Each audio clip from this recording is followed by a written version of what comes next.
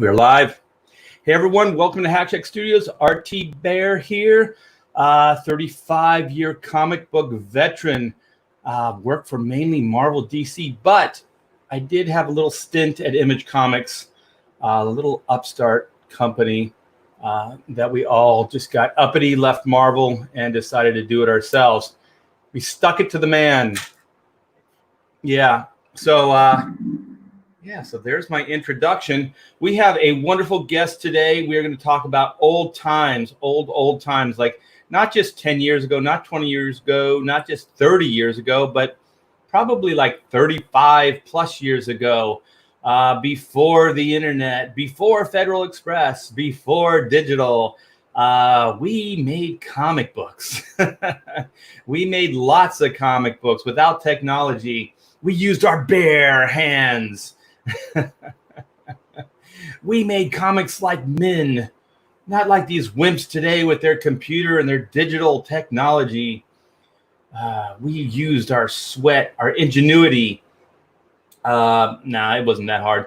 But yeah, I got to be melodramatic, right? I got to sell it. That's what we have to do. We have to sell it. So that's what I'm doing. So the person that I'm talking about is Graham Nolan. So Graham Nolan was nice enough to agree to come on and talk about the old days. So we both have about as many years logged in. We'll probably do some math later. But what I wanted to do is I wanted to kind of give you a rundown of where we're at with black and white right now, and then have Graham on, because I don't want to waste a lot of my time with Graham while, like, you know what I mean? Like, I don't want to promote my stuff while he's here. I want it to be more about him and his new Shanu, the Shanu comic book that he's crowdfunding through Indiegogo as well. Looks really, really good. So without further ado, I'm not going to ado yet. You guys are in the chat. You guys just popped up. Hey, Kevin, what's up, man? Hey. Hello. What's happening? Linkovich, how are you? Central Scrutinizer. Howdy, folks. Todd's Truth. Hell Art. Thank you, Todd. And let's see what this is. How does this show not have more viewers right now? I don't know, man. Tweet it out. Please give it a thumbs up, like, subscribe, hit that bell for notifications, as they say. Yeah, well, we just started, so we still have a chance to pick up some people. So yeah, if you guys could get the word out, that would be great. Leg kick, hello. He is the number one. He is the number one leg kicker of all time. We have Rob. What's up, Rob? Yo, and yo. So that's three yo's. Yo, and yo. This should be good. This will be good. Yes, this is going to be good. I just sent that tweet. Well, thank you so much, man. I appreciate it. Repla Kent, good afternoon. And so we got that taken care of. Let's screen share. Let's do some screen sharing. All right. Here we are, black and white. Volume 1, Second Chance. We launched this, I think tomorrow will be a week. So we're 6 days into this. And we have 262 backers, 17,251. So this is very, very good, you guys. Thank you so much for coming in, supporting this book. The book is done. We will ship as soon as we end this live campaign. And so what this is this was an idea that came out of you guys not being able to get books. So we had an original run of volume 1 last year. And so we shut it down. And then once we shut it down, you guys spoke and you said, oh man, you shut it down. I was saving, I was gonna get paid this week. I was gonna pull the trigger on the book. And so we were kind of inundated with you guys speaking and saying that you still wanted the book. So we kind of waited till the time was right, and the time is right now. So we're reissuing volume 1 of Black and White. But I didn't want to just mirror the original campaign, which is what it is.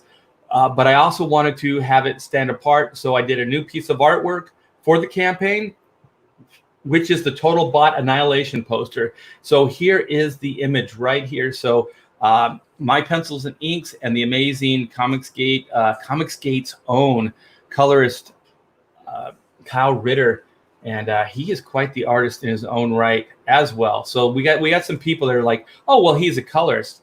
No, he draws his ass off. Oh, he's an inker. Oh, he draws his ass off. So we have multi-talented people in Comicsgate. So that's very, very cool.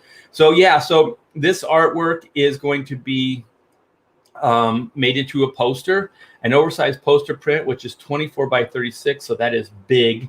That is big, big, big. And so then each one of the tiers will come with that same artwork made into a trading card. So it'll be a 25th anniversary commemorative trading card for this campaign. And we will use that same artwork, and we will also be using the artwork as a big sticker. And this oversized sticker is going to go with the stretch goal goodies that were all the stretch goal goodies from the original campaign, plus this brand new sticker. So I will get to that in just a minute. So the featured item is the 3 comics plus poster, and all of these come signed. So we have the standard edition, we have the new Greg Capullo Virgin, and then we have the Vampirilla 25th anniversary for Black and White, 50th anniversary for Vampirilla jam cover. So that's like a commemorative as well, because they're both celebrating anniversaries. So then we have the book tier, which is volume 1, cover by me, signed by the team. Then we have the Total Bot Annihilation poster, which will be signed as well. And keep in mind, these all come with trading cards. And so then we have the Vampirilla Black and White commemorative anniversary cover, and that will come with the card as well. And then we have the new. So we have 2 variant Greg Capullo covers now. So we are almost sold out of the original variant. And so this is going to, well, we just launched this. We just put this up the other day. This is the Virgin cover. So you guys spoke and we listened. Somebody, I think it was Velnid, in a chat on Adam Post's show was saying, like, you should reissue the cover since you're sold out, but do it as a Virgin cover. So that's what gave birth to this Virgin cover. It was a virgin birth. There you go. So we have that we just put up. And then if you do want the original Greg Capullo variant, it is only available right now in the Killer Bot tier. We have maybe 20 more books that we will be bringing into the campaign, but for now, the only place you could get it is in this Killer Bot tier. So we have 9 out of 20 sold, so there's 11 left. So the book is a 54-page graphic novel, square bound, and it is printed all on upgrade paper. The cover stock is amazing, and it is graphic novel square bound. So this is a really, really beautiful book, you guys. Labor of love. I still look at these pages and get a kick out of it. I was like, wow, I would want to read this even if I didn't draw and write it. So this kind of helps explain the original Greg Capullo variant and then the new Greg Capullo Virgin cover. So come by, read the description, and it should explain it. And also, if you check the updates, we go into it in a little bit more detail of how and why. And so here is a better image of the black and white Vampirilla cover. And then here are the stretch goal goodies. So the stretch goal goodies come with the Total Bot tier. And we have a trading card. We have a 3-button set. We have 2 embroidered patches, the MI10 Robotics Task Force, and we have the Yin Yang gun sight. We have the mini print with the tagline, "In a world where law and order is often blurred to gray, justice can only be bop, bop, bop, black and white." And then we have the double-sided bookmark. So on one side it says justice can, ... and that's the black side. And then you flip it over and then it says black and white, and then you see white in the image. Oh, excuse me. And then we have we had a sticker in the original campaign, but it was tiny, and also we sold out of it. So in this new campaign, we're going to have that oversized sticker, and that's going to be based on the new artwork. So yeah, we sold out of all the early birds. We sold out of the original artwork for the poster print, and the original featured tier, and the Grey Capullo variant. So a lot of those things were limited, but everything we have up now isn't, except for the Killer Bot tier. So also, if you guys want me to draw for you, there is the drawing tier. So I think I covered all of this. So I am going to send Graham Nolan the link. So I should be back. You should see my my lovely face right now. I am clicking the invite, and I am going over, and I am pasting it, and now I am sending it. So he has the link, so we should have him in soon, and then we can go down memory lane, comic book memory lane. So let me see, where are we? How does the show not have more viewers? Yes, how does the show not have more viewers? I know I said that already, but I just wanted to kind of motivate you guys to maybe tweet out, share this with a friend or two. Just tweet it out. Cool. Good afternoon. Got that. There's Graham. There is Graham. So let me see here. We got everybody. Will original artwork be from '94? Yes, Kevin. The original artwork that I'm hoping I'll have time to put it up tonight. So we are going to put up artwork, original story pages from the '94 version. So these aren't remastered. These are the original pages from the original 3 issues. So I think at this point we're going to just offer pages from issue 1. And the fun part about this is you'll be able to kind of compare them to the new version, the volume 1 version, because some of the pages are similar, but slightly augmented or redrawn. Some of them are some of the panels are directly from the '94, just remastered. So there's a lot of fun stuff there. So it might be fun to just kind of compare the pages. So, all right. So without further ado, let's get Mr. Nolan on. How are you, brother? I'm working. Yeah, always working. Hey, I saw the new pages. I think there's 3 new pages for Shanu that you posted. Those things look dynamite. Thank you. Yeah, thank you. That's really good. The gentleman who gets killed in that is the guy who took the first perk level, the victim level. So he's actually from Buffalo too. So that's pretty cool. Oh, that's awesome. Yeah, that's awesome. Yeah, those pages look really good. They're all in the tent, and then that's the Shanu, right? That comes out of the storm and just kind of destroys them, ends them, makes their life miserable and short. Short. It makes their life short but miserable. Yeah. So you drawing all digital these days? Is that it? Yeah. I do it on my iPad Pro. Oh, so you can draw anywhere. You can go outside. You can draw while watching TV. Yeah. Yep. The easy part is the inking. That's where I really, really like it. The layouts and stuff, I sort of like the tooth of paper to do layouts and stuff, but then it's an extra step if I got to scan it back in and then, put it into a template and then continue on the drawing there. So I do the layouts and everything from soup to nuts right there in Procreate.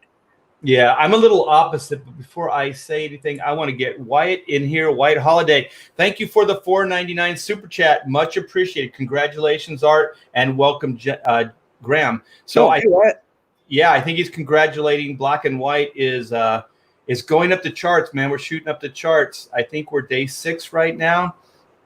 So you guys are making this into a pretty decent hit. So I do appreciate that. And yes, welcome to Graham. So so what I do is just kind of the opposite of you. I think probably because you're more of a penciler, like by trade, and I have penciled, but I'm more of an inker. So I like to ink. I can ink the digital, I can go the digital route. But what I do is I'll do the initial sketch on just a thumbnail, and I'll draw it up, and I'll try to get it as good as I can in a quick way. And then I'll scan it. I bring it into Photoshop, and then so I don't have to redraw. There's always like repositioning, and in the old days, if you wanted to do that, you had to obliterate what you just drew and then redraw it. So excuse me, the reason I like digital is because if you nail the perfect, bicep or like, eyes or whatever it is, then you can just kind of cut and paste and you can move these things around and augment them. Mm-hmm. And so I do like that. And I don't know, I want to ask you this because I asked this question to some other artists and they said yes as well. But there's things that I do innately wrong and I know it's wrong. And so when I'm drawing, I try to compensate for those because I make the nose bridge a little too long. There's certain things I do and I do them all the time. And so even when I'm conscious of it, I'm like shorten it, like from my original layout, and then I'll shorten it. I think, yeah, that's it. And then I'll even go further and I'll erase it and I'll redraw it.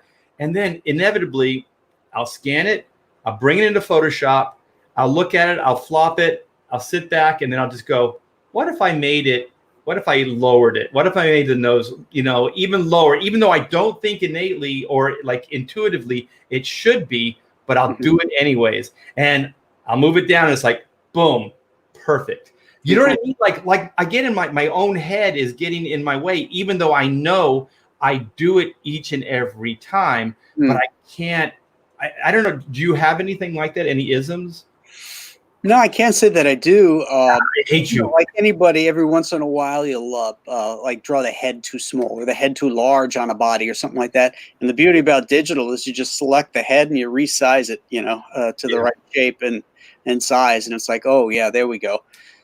So yeah, I suppose, I'll look at something and reassess it. And the beauty is that I don't have to redraw it. I can just, select it and whoop. Right. Because when I was working with Mark Bagley on Ultimate Spider-Man, he does this thing where it's always flopped. It's always the right eye. The right eye is a little over, but he does it every time, Graham, every time. It's over, and then he never has the eyes, well, not never, but he does this a lot where the eyes won't follow the same. Like there'll be like a lazy eye. Yeah. And so when you're inking, if there's any inkers out there, you don't have to redraw. All you have to do is cut on the inside of the line or the outside of the line. So if you want to move one eyeball over, ink the one that's right. And then when you do the other, say you have to move it in. If you ink on like one on the inside and one on the outside of the eyeball itself, then it will correct it. It'll move it slightly over just enough that it will be right. Or if you need to move the eye over, do the same thing. Ink on the opposite side, and it will move the eye over without, redrawing, because, pencilers don't like when you redraw their stuff. I found that out. What do you say? Only when they make it better. Yeah. Well, there are some pencilers that don't even want that. Yeah. They want what was it? The chasing Amy thing. They just want you to trace the image. Yeah. But especially the eyes, like pencilers don't mess with the eyes. The eyes are the soul of the character, and it used to drive me nuts when inkers would mess up a face, and it was always the eyes they messed up. I mean, look at Al Williamson. His characters are always wall-eyed, because he was so photo referenced. It became a crutch for him later on in life, is that he wasn't thinking about the drawing, he was looking at the photo reference, and you'd get those dead eyes or those wall eyes, and this beautifully rendered illustration with double lighting and all this kind of stuff, and then there's these wall eyes. Yeah it's weird because there's just so much when you're drawing, like people take it for granted because every element of that drawing is thought out. You know what I mean? Like, because we're making this stuff up. Usually we're making it up out of our head. So, there's, you have to think like proportion, this, that, how does it connect? How does this work? And there's quite a bit of mechanics to it. It's probably a lot easier for you since, your whole career has pretty much been penciling. Mine has been on and off for the same amount of time. So like inking comes real second nature. But the penciling is still a little bit of a challenge. But at this part in my life, my career, I look forward to it because it's uncharted territory. You know what I mean? Like I still feel like a kid where I'm learning how to do these things. Mm-hmm. And it takes me a little bit more time, but I'm having a lot of fun, and I do feel more fulfilled with these independent, my creations versus Marvel and DC. How do you feel about that? About what? About working on Marvel DC properties versus your own. Yeah, I mean, I've played in that sandbox, as I've said before, a lot of years, and the toys that I played with aren't the same. I don't recognize any of the characters anymore. I don't think they have any kind of really good gatekeepers up there caring about the characters. They're just, ramming down, polemics into the characters, and I have no interest in that. And the only interest I would have in working on these characters at these corporate companies is if they said, have at it, don't micromanage, don't tell me I've got all this other baggage to worry about, just say, take it back to its roots. Yeah, I had an idea, and let me run this by you, because you know how editorial is very, very heavy-handed these days, and that in the old days, an editor would trust you. If they hired you, they trusted you to do what you do. And most of us already had, books under our belt. So they already knew what we were capable of doing. So they hire you, and they trust you. They make sure that, you don't do anything with the IP, you don't, tarnish the tradition of Superman or Batman or whatever it is that you're working on. But other than that, go ahead. They were gatekeepers. Yeah.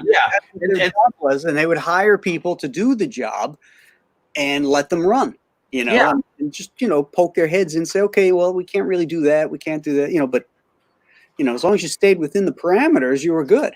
Right. And so then also in those days, they were open to you creating new things. So, and then I don't know how the royalty structure worked. I have a couple things that I've created for Marvel and DC that I had a creator stake in. I signed the contracts and things like that. But the money's not that great. I guess if you create something like Bane, maybe it's good. I talked to Lynn Wein, and Lynn says DC is way better on those than Marvel. He said he's made more money or had made RIP. He made more money off of what's the character that assists Batman. They brought him into the Nolan film. He makes his gadgets and stuff. Lucius Fox. Yeah, Lucius Fox. He said, I made more off of Lucius Fox in royalties than I ever did Wolverine at Marvel. Wolverine, how do you, how does that work? Well, because when he created Wolverine, it was work for hire. Marvel did not have a royalty system, and they certainly didn't have an equity system, like DC did. DC, when you created something new, at least under Dick Giordano and Paul Levitz, they offered what they called equity contracts, which gave you a percentage. You didn't own the character; DC still owned it, but they're obligated to pay you anytime they use a character. It was like a profit sharing kind of thing. You got a percentage of whatever that thing made, you got a percentage of it. Well, my question then is, okay, so we gave a little bit of context. I have this I think Marvel and DC could change overnight if they stopped, once the agenda stuff, and they stopped kind of micromanaging and trying to, be more socially relevant or whatever the hell their end game is. These aren't traditional good versus evil stories. I don't know what these things are, like you said, but if we can get past that, how would you feel if what they did is they incentivized creativity, meaning especially villains, your hero is only as good as your villains. Everybody's obsessed with we got to change Batman, or we got to change Superman, or we got to change Thor. You don't have to change those guys. All you have to do is create new foes for them to fight. And then that's going to reinvigorate that character because it's a situation or a problem that they haven't faced before. So my thing is, you don't have to recreate those characters for a contemporary, audience. Just make a contemporary villain that you get to juxtapose against the hero. And your hero is only as good as your villain. But I think we've really forgotten that villains are a pivotal part of what we do. And so there hasn't even, I mean, Bane, I think, is probably the last iconic villain that has come out of comics since then. I can't really name anything that has come out since then. So how do you feel if, like, maybe Marvel and DC incentivized, where they created like like an ownership, and then they actually would give you full credit for the creation, and not just like the Bendises or the people that are up on the, but everybody. Like if you were a colorist, you're a letterer, you're an inker, anybody, because good ideas can come from anywhere. Mm-hmm. And so you put a pitch together, you send it to editorial, and they go over it. And if they like it, then basically they create a killer profit sharing with you getting, full credit for the creation of it. And I think if you could acknowledge people's creation and then pay them what they're worth, because I think people hold this stuff back. I know I do, and Sure. You probably did too, because it's just not worth it. I'll do it independently. So having said that, do you think that maybe these comics could change if you just basically enacted like a policy like that? No, I don't think that would change the comics until the editorial structure changes, because that's where all the dictates come from. The direction of everything is it's now all this corporate micromanagement. Back in the day, the editors were pretty much the sole gatekeeper of the products that they oversaw. So if Denny was the Batman guy, he oversaw all the Batman stuff, and Mike Carlin on Superman. And they would come up with the ideas with the writers about, the direction of the storylines for the next year. And they would let run, and then they could hire who they wanted to and let them do a good job, Now, I mean, at DC at one point, nothing got done if it didn't go past the DO. And, editors didn't have the ability to hire who they wanted. And all this micromanagement just stifles creation. Yeah. And you add to it that there is no incentive, financially, to bring to them whether a villain, sure, but certainly not a concept for a new hero. Right. And it doesn't. I mean, when was the last time Marvel or DC came up with a brand new product? And I'm not talking about turning the Hulk into an Asian Hulk or, Thor into a woman. When was the last time outside maybe the 1980s where some new stuff was coming about? I mean, I can think of Elektra and villains. And in the 70s, they were very creative with a lot of stuff coming out. Well, hell, Marvel just had a renaissance because their sales were kind of dipping, and they were just like, give us stuff. They were just like, who cares? Hail Mary pass. And so Ghost Rider, Son of Satan, all right. these Right. And Brother Voodoo, yeah. Too at that time, that prevented them from doing vampires and werewolves and horror stuff, because you couldn't do that under the current comics code. And once that got lifted, they jumped on that, that Monster Kid bandwagon and instituted all that stuff. Then you also had Luke Cage, you had Man-Thing. There was a whole panoply of new ideas and things that they were trying, and I think that's what they really need to do now.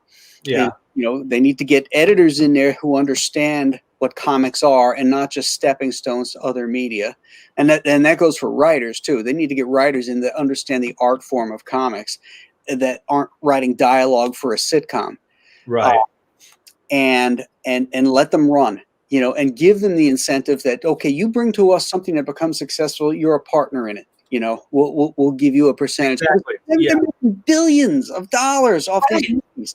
Yeah, I don't understand it. Like you said, I mean, it's been 20 years or 25 years of stagnation, and it seems like to you and me, it seems very obvious. It's like incentivize the creativity, ask for it. We want new input, and we will pay you for this, Right. It will be worth your time to give us villains, to give us heroes, to give us new IPs that we can market and sell. Right. It's ridiculous to think like you're going to just be able to write off the backs of your IPs for 25 years without anything new. And then, like you said, oh, well, it's new because the Hulk is whatever, or, you know, like Thor is a woman. That's not new. And if anything, you're starting to see that this is fundamentally not what people want. They don't want this shit. Right. Yeah. Yeah. So basically, get out the politic, rhetoric. Get that out of there. Get the agenda out. Let editorial make their own decisions. Graham, I had editors where I'd ask direct questions because I remember the old days. You'd get a direct answer right on the phone. Mm-hmm. It was almost inevitably, I would say, like 9 times out of 10, it would be like, "Let me get back to you. Let me get back to you. I'm not asking you anything that should." You know, and then how do you get anything done? Comic books are 30 days. You know as well as I do. You don't even survive if you can do 30 days. You only survive if you can do a book. If you can do a book, gun to head in 2 weeks, if you can do that, you can survive this industry because it's not always 30 days. So, you know what I mean? Like, how do you keep a schedule if you have a guy that has to go, "I'll get back to you"? You know what I mean? And then tomorrow, the next day, he gets back to you with a simple question. You can't.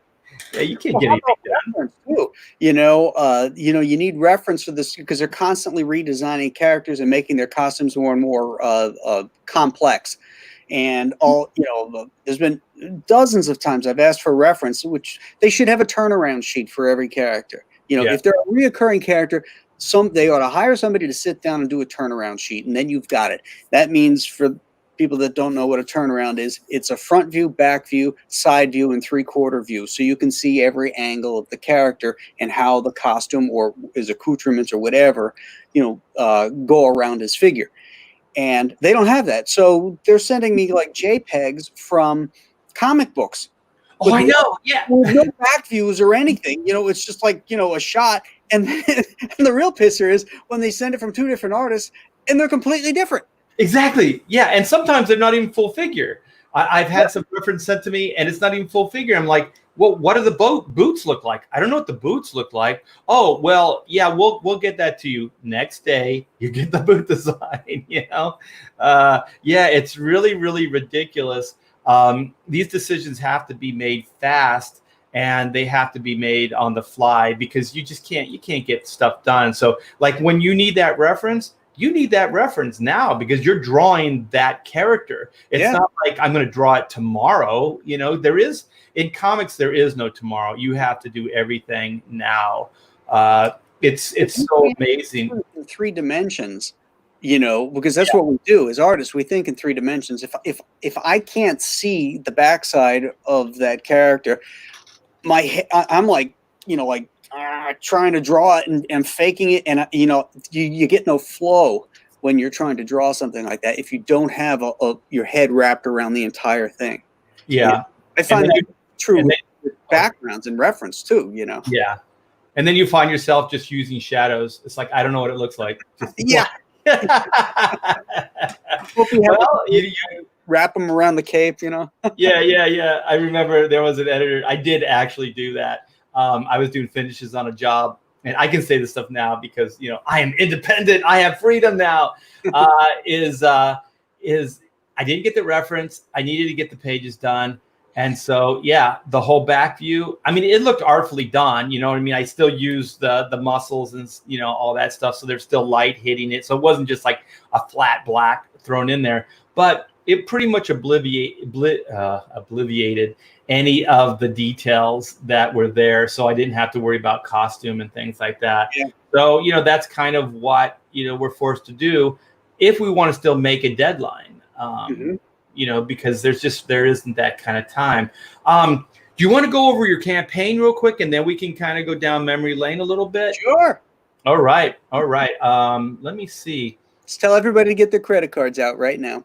That's what I'm saying. That's what I'm talking get your credit cards out. We're going to do the campaign and then get on there, son. All right. Oh my gosh, I'm looking at the page now. You're doing great. You're doing great, my friend. Okay, so let me screen share. And then I am going to give you the spotlight. Where is it? Oh, there it is.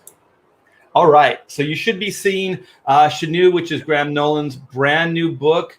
It's a horror story, and you are at 46, 242. You have 783 backers. Congratulations. You have 10 more days. So why don't you fill in the audience here on what it is? Sure. It's a 56-page comic. It's done in black and white and gray tones. And when we scroll down, you'll see some of that with red as an accent color for any time there's blood. And believe me, there's going to be some blood in the story. The Shanu is the story of this creature that was once a man who had scarred his soul through cannibalism. And it's based on a Native American myth. And he turned into this ice creature, and now he comes in off the ice during these major blizzards, like the blizzard of '77 in Buffalo, and there's a new blizzard coming in now, and he's coming off the ice to feed. And the Shanu eats the hearts of men in an effort to reclaim the warmth that he'll never have. And he's got a group of people trapped in a house that are stranded there because of this gigantic blizzard, and he's stalking them. So it's like a real horror tale of terror and claustrophobia as these people are stuck in this tiny house as this creature tries to tear their hearts out. Yeah, I know you're a big fisherman, so you got the fisherman in here at the beginning. And Yeah. I love this. Okay, you guys, if you're ever out in the wilderness, be very careful, because whenever you pee, you're probably going to die from something. Careful when you're peeing on the ice. You might melt it and then down you go. Yeah, you got to be very, very careful. So this guy gets it. All these guys do is they just want their fish. You know what I mean? They just want to catch some fish and eat well. And then this monster comes out of nowhere and pretty much slices them. I'm imagining this is like slice and dice stuff, right? So this guy's like a bear. This monster's like a bear, and it probably just slices you up with its claws. Yeah, I mean, what he'll do is he'll take this giant claw, which is like a raptor claw, and just go whoop, right into your chest and rip your heart out. Okay, so it's just like a one swoop kind of scoop out the heart, and then does the thing eat you later, or does it just kind of take the heart and then move on? It pretty much just takes the heart and move on, unless he's still hungry. You know, I was a cannibal at one time, so it still needs to feed. Yeah. So Graham, the heart wants what the heart wants, right? That's right. You cannot deny the heart. You cannot deny the heart. There's your catchphrase. Oh my gosh, that's a great horror catchphrase. You cannot deny the heart. It beats for you. It beats for you. So yeah, these are new. You just posted these the other day, right? Yeah. I wanted people to see what it was going to look like with the gray tones, you know, sort of like those old eerie comics, you know, the Jim Warren stuff. But I have the advantage of adding color to it too, with the blood. Wow, this is great. This is great stuff, man. Look at how happy he is. I got the fish. We're gonna eat, and then I'm gonna go take a leak. Yeah, pour me a beer. I'm gonna go take a leak. Oh no, what's happening to Jim? Oh no, what's gonna happen to me? Look at there's the Shanu's shadow reflection in the guy's glasses there. Yeah, I dig that. I also like the blur of the hand, because you're basically just teasing the monster. And these things always work the best when you're like, you tease the monster, you know, because if you just show too much too soon, the theater of the mind, you know, doesn't have a chance to really kick in. Exactly. Oh, this is great stuff. This is awesome stuff. Thanks, brother. Yeah. Yeah. So if you guys just like good, straightforward, good comic books, horror comics, go back this. So what are the high points other than the actual pages? So we have a bookmark here. That was a stretch goal. Everybody gets a bookmark now. Everybody gets their name listed in the comic because that stretch goal was hit. Everybody gets a trading card, which is here. The sticker. I love that sticker. I mean, yeah, I dig it too, where it's the outside looking in, right? If this campaign failed, I'd have still made that sticker just for me. That's awesome. And yeah, so you get that. You get the trading card. And yeah, so those are all part of the stretch goals. There's a level where you can get this poster too. So there's your catch line or your tagline: "Meat. It's what's for dinner." And if you're not old enough to remember that, that was an old commercial the beef industry had. Robert Mitchum was the original voice for it, and he'd say, you know, beef, it's what's for dinner. So I found the ad campaign, and I recreated that using meat, it's what's for dinner, and used the original fonts for it too to make it look accurate. Yeah, fisherman. That's what's for dinner. Yeah. Well, that looks great, man. So here's some rundown of the characters. So our hero is Paul Jackson. Mm-hmm. He looks like a badass. He looks like a guy that can handle himself. He's a big Buffalo cop.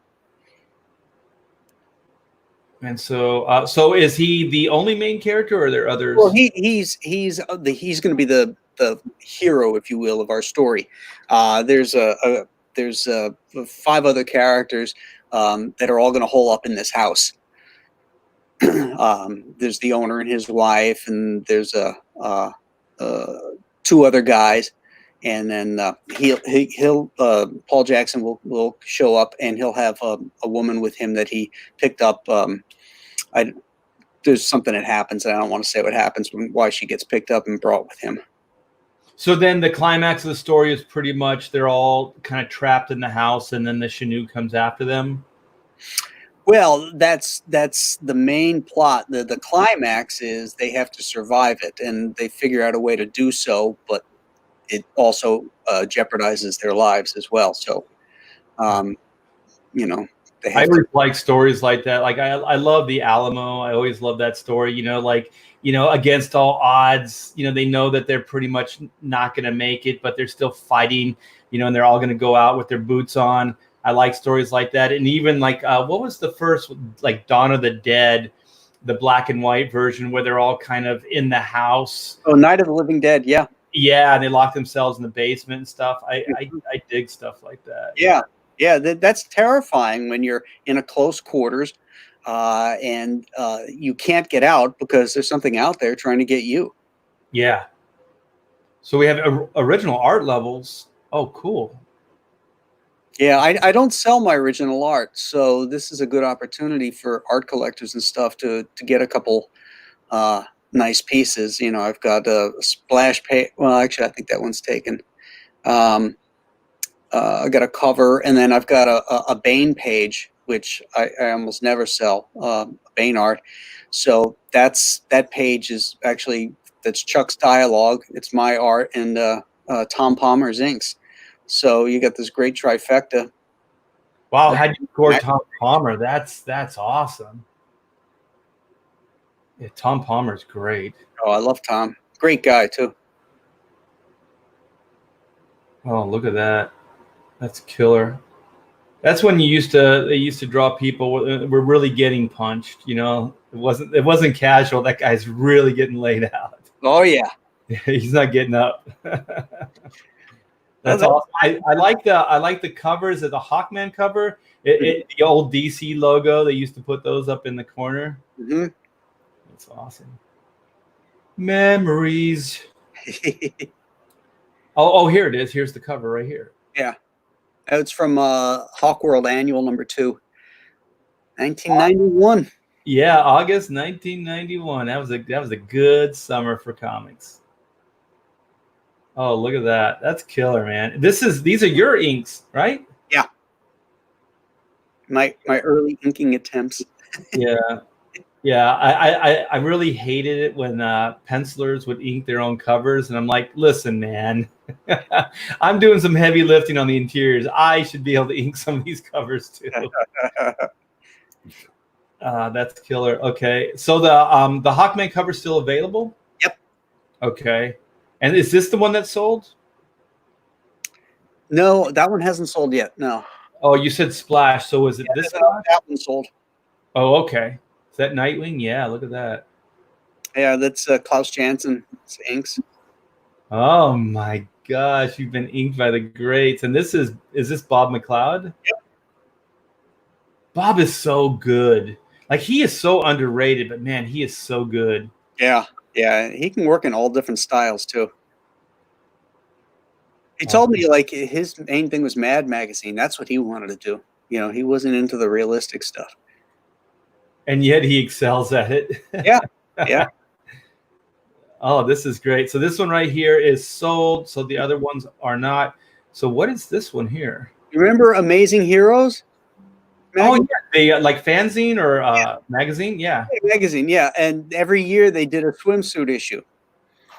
And I did, I don't know, 3 or 4 of those issues. And this was at the time, 1989, I was working on Power of the Atom. So this was my contribution to the swimsuit issue. And that's his girlfriend at the time, Enrica Negrini, I think is her name. And so that's the atom in her hand? Yep. Oh, that's killer.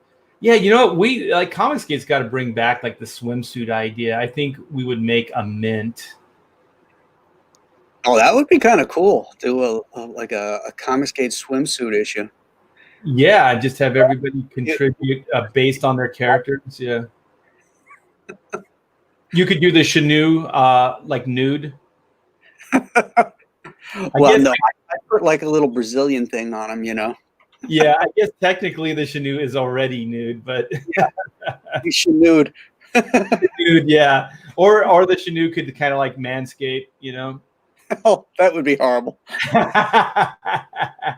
Okay, so here, this is the cover, and Compass Comics is your company, right? Yes. Oh, that's the company I originally published Monster Island under.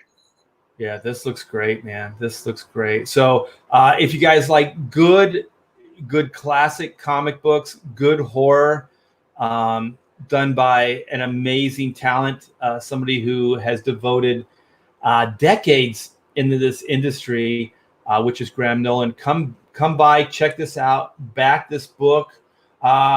We'll come back and then we'll get into tiers, but your tiers and everything. But I want to go down some memory lane here, because we've talked off air a little bit about before the internet, before Federal Express, before all of this, the technology.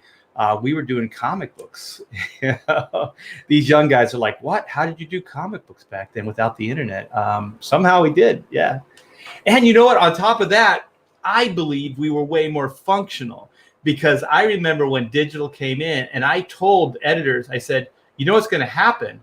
And they're like, what? And I said, everybody's going to wait till the last possible minute to get things done, because they can. And they're going to give you, because they can go, can just scan it in and they can send it in the form of an email, and they can just send it to you, and you're going to get everything last minute. And they're laughing. It's like, no, we'll get everything every day. We'll get, and I'm like, no, you won't.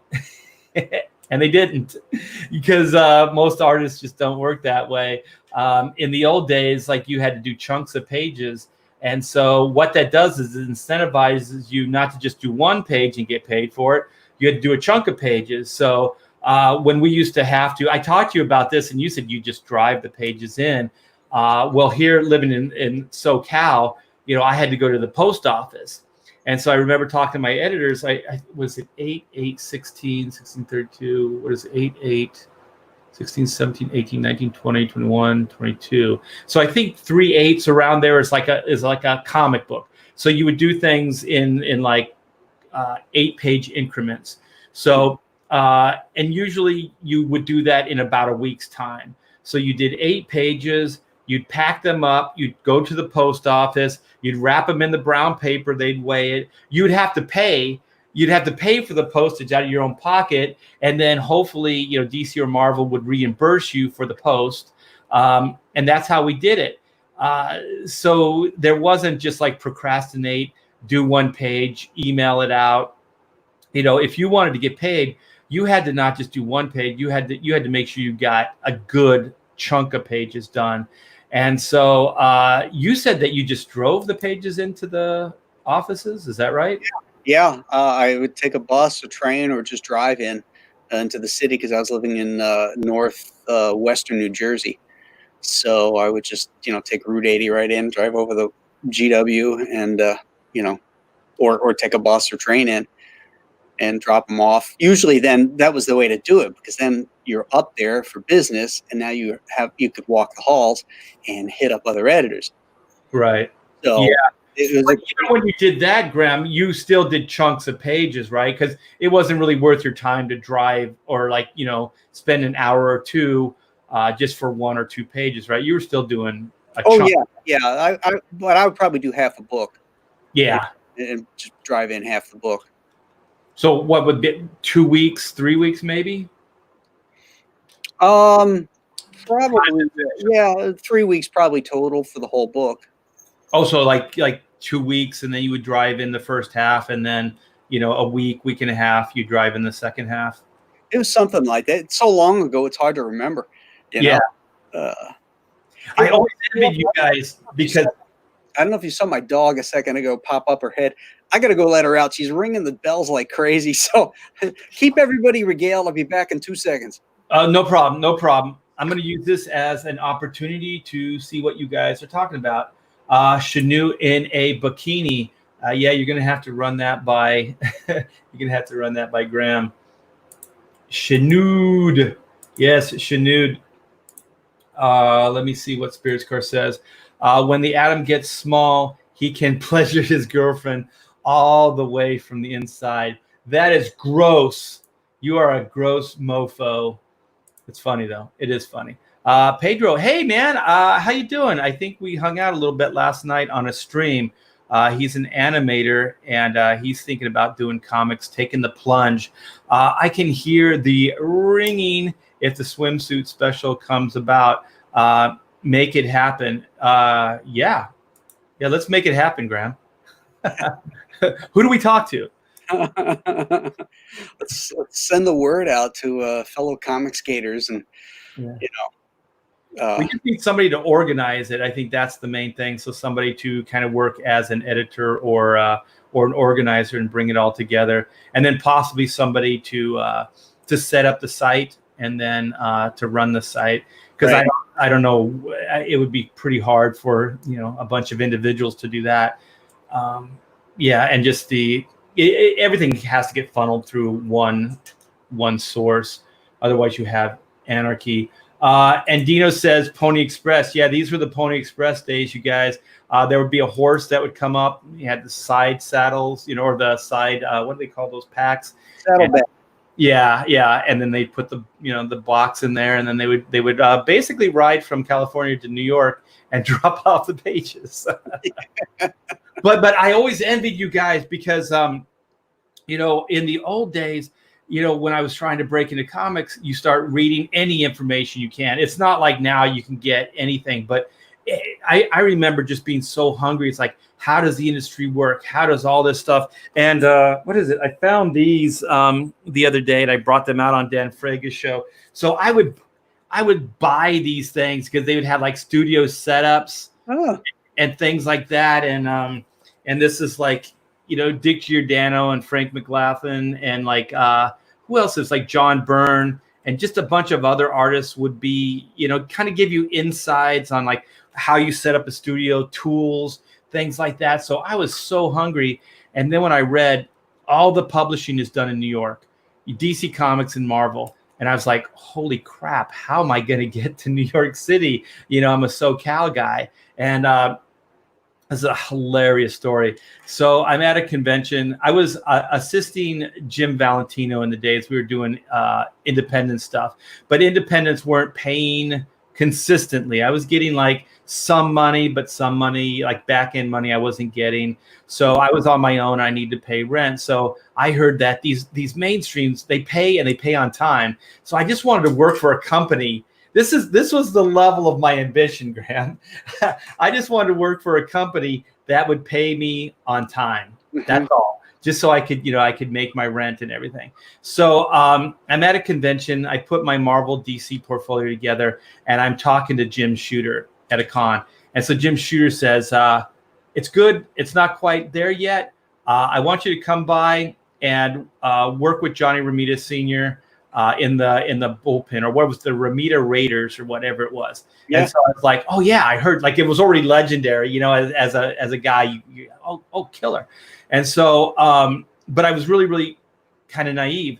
So I saved up my money to get a plane ticket to go to New York City. I had a friend who was, do you remember Craig Anderson, who was the assistant editor for Ralph Macchio? Yeah. His dad was the Marmaduke guy, the Anderson. Yeah. And so he lived in Hell's Kitchen. So there was a San Diego Comic Con like a couple months before I went out to New York. And so Jim Valentino and I had a room, and Craig needed a place to crash. And so he did. And then, this is the famous last words. He said, Art, anything you need, just let me know. So I called him up. I said, I'm coming to New York City. Can I crash in your apartment? And so he said, yeah. So I had a place to stay. I thought I had a job. And so, I didn't follow it up with Jim Shooter or Marvel or anything. I just thought, he said this thing, I'm just going to go. So a few months later, I'm in New York City. I'm just trying now to get in the doors at Marvel. So you never made an appointment with No, I did not. Show up. Yeah. Okay. I'm like 20 years old. Like, I don't know anything. I don't, I have no friends that really do comics other than Jim. And Jim never has been to New York, up to that point. So yeah, I just went. And so I must look so pathetic to the person working the front security. And they go, okay, I'm going to let you in. So then you get up to the next floor, and then there's another, person working. And then I sweet talked her, so she let me in. And so then I walk up, and then Jim Shooter has his secretary. So I said, I was just stupid. I was like, I'm here to see Jim Shooter. And then she goes, do you have an appointment? And I go, I don't think so. And so she walks in, and then she goes, I could kind of hear, behind the door, do you know this guy, R.T. Bear, blah, blah, blah. And he goes, no. I could hear him say no. And so she comes out, and she goes, sorry, Jim doesn't, there's no appointment, whatever. And I said, I came all the way from California. Like, I give her my whole story. And so she's just like, oh God, okay. So then she goes back in, and she talks to Jim, and she must have just sweet talked him on my behalf. And so she comes out, and she goes, well, there's no Ramita Raiders opening right now. She goes, but there is, opening for interns. And I was like, oh, thank God, an intern job. And she goes, well, it's a job, but you know what an intern is, right? And I was just stupid. And I'm like, it's a job. And she goes, there's no pay. And I go, how am I going to live here in New York City if I don't have any money? And then so she goes, well, I don't know. And so then, I'm just kind of moping around the office. And so I remember, I moped into Craig Anderson, and he's like, you're in the offices right now, Art. Take your portfolio and just go talk to all the editors. And so I did, and I got rejected by every editor. And so then I remember coming out back into the lobby to go back to the apartment, and Art Nichols, I don't know if you remember Art Nichols. Yeah. The inker, and he was a West Coast guy. And in the early days, there was like, doing the concert, there was like Art Adams I'd bump into before he was a professional. Art Nichols inked a ton of Art Adams stuff. So those guys were kind of the Northern California guys. And then like Rob Liefeld, myself, we were like the SoCal guys. And so, we would do a lot of these conventions and talk and meet. So I'm walking out, Art Nichols is there. And so, he's like, what are you doing? And so we caught up real quick, and he goes, hey, I'm going over to DC Comics. I got to drop off some pages. So it turns out he's been working as a comic professional. And so he goes, you want to go hang out with me? I'm like, sure. So I go, I have my portfolio, Graham, and I start showing different editors, and they're all like, they're loving it. Like DC's just loving everything. They're like, I remember talking to Bob Greenberger, and he goes, what do you want to do? And I was like, what do you mean, what do I want to do? He's like, what characters, what books? And I'm like, I'll take anything you got, And so I started penciling the Warlord for DC Comics. And so later that day, I get all my art tools and stuff like that, and I go back to the apartment.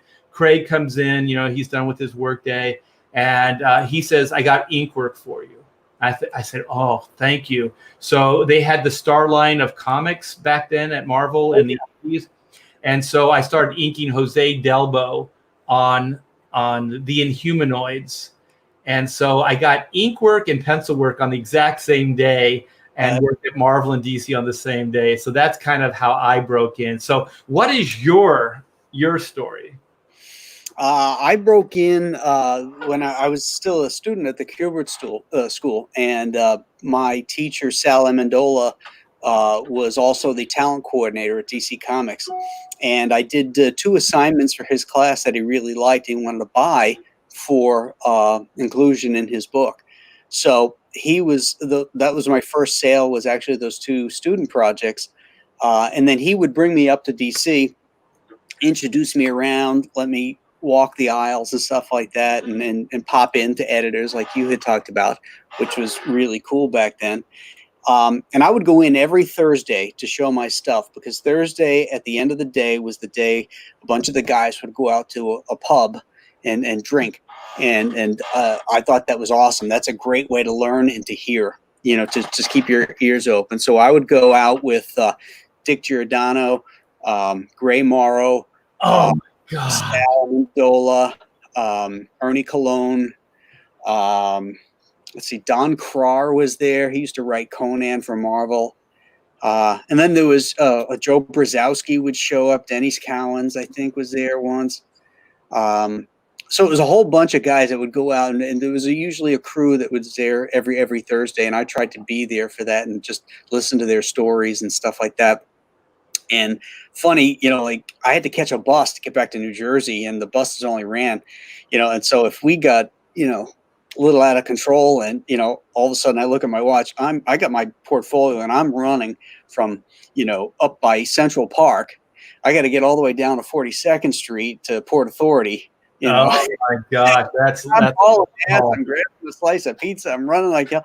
And one time I missed the bus. I missed the last bus, and I had to sleep on the Port Authority floor overnight. You know what I learned the hard way? I learned this the hard way. I went to like New Jersey. No, it was like where was it? Brooklyn or something, or Queens.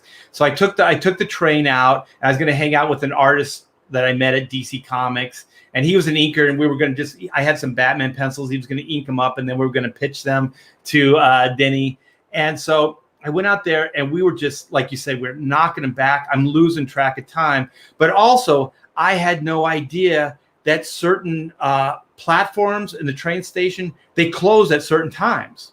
Mm-hmm. And so I come in, and I also didn't know this. I didn't know some of these train stations are multiple levels. I thought they were just one level down, and then you go up to the street. So I'm down there. It's like 1 o'clock in the morning, and the station that I remember, there's these, it's closed. There's those sliding things across the staircase, and I'm like, holy shit, how do I figure this out? And so I was such a novice, I'm such a, like new to I had my little map, but you don't want to pull your map out because, you look like a target. So, you go in the bathroom and you're like in the stall and you're like reading your map. And you're trying to figure stuff out on the fly, how to get back. I eventually did. So I know like some of those New York stories. I never had to sleep in the Port Authority though, but I came close to it because I think I would have had to if I couldn't figure out, because I just got on a train and went to the next stop and then got up.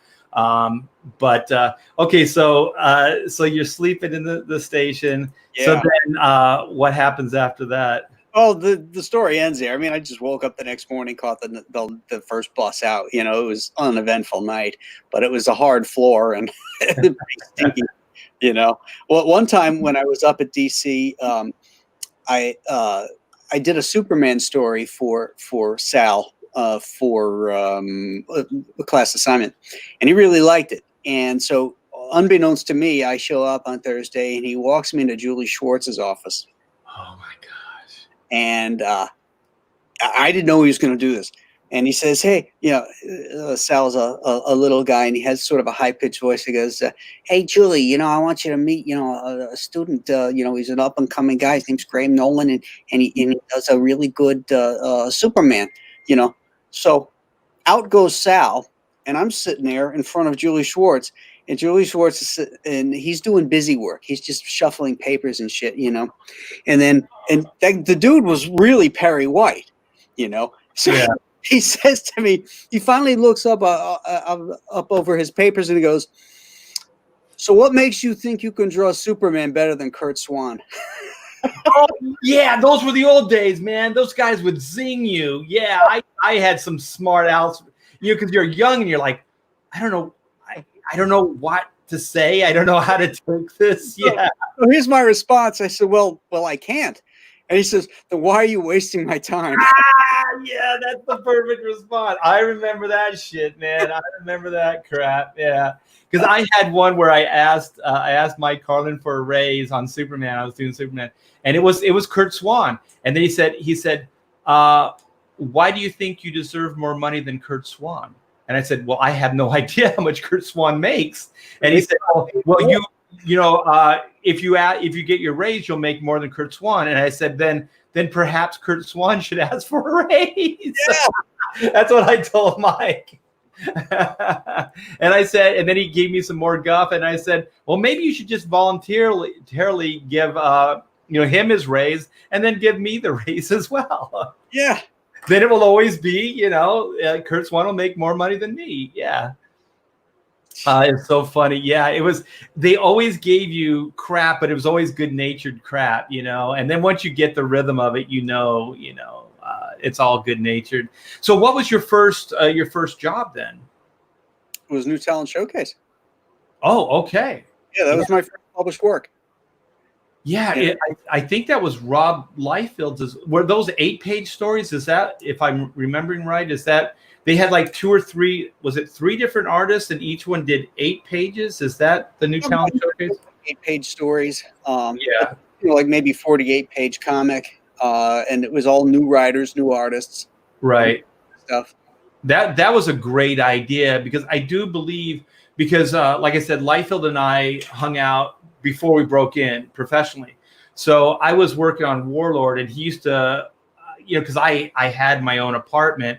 He was still living, you know, with his folks. So he loved to just, you know, when you're young, you love to get out of your parents' house. Yeah. So he just hang out at and pretty much your apartment was a studio. Like, that's all you did. Like, it was, your whole life was consumed. There was nothing else. There was, you know, flat files. There was drawing boards. There were things on the wall. You know, so it was basically just a studio that you slept at. And so he'd go there, he'd get his lap board, and we would draw all night. And so it was funny because I was working on the Warlord, penciling. And so then he got the DC Talent Showcase, I think it was, or were they the bonus books? I can't remember what they were. But anyways, yeah, he got his start doing something like that as well, because I always thought that was a great idea, you know, instead of just giving these guys a full monthly assignment, you know, they get to see if you have your chops, and then you get to prove yourself to them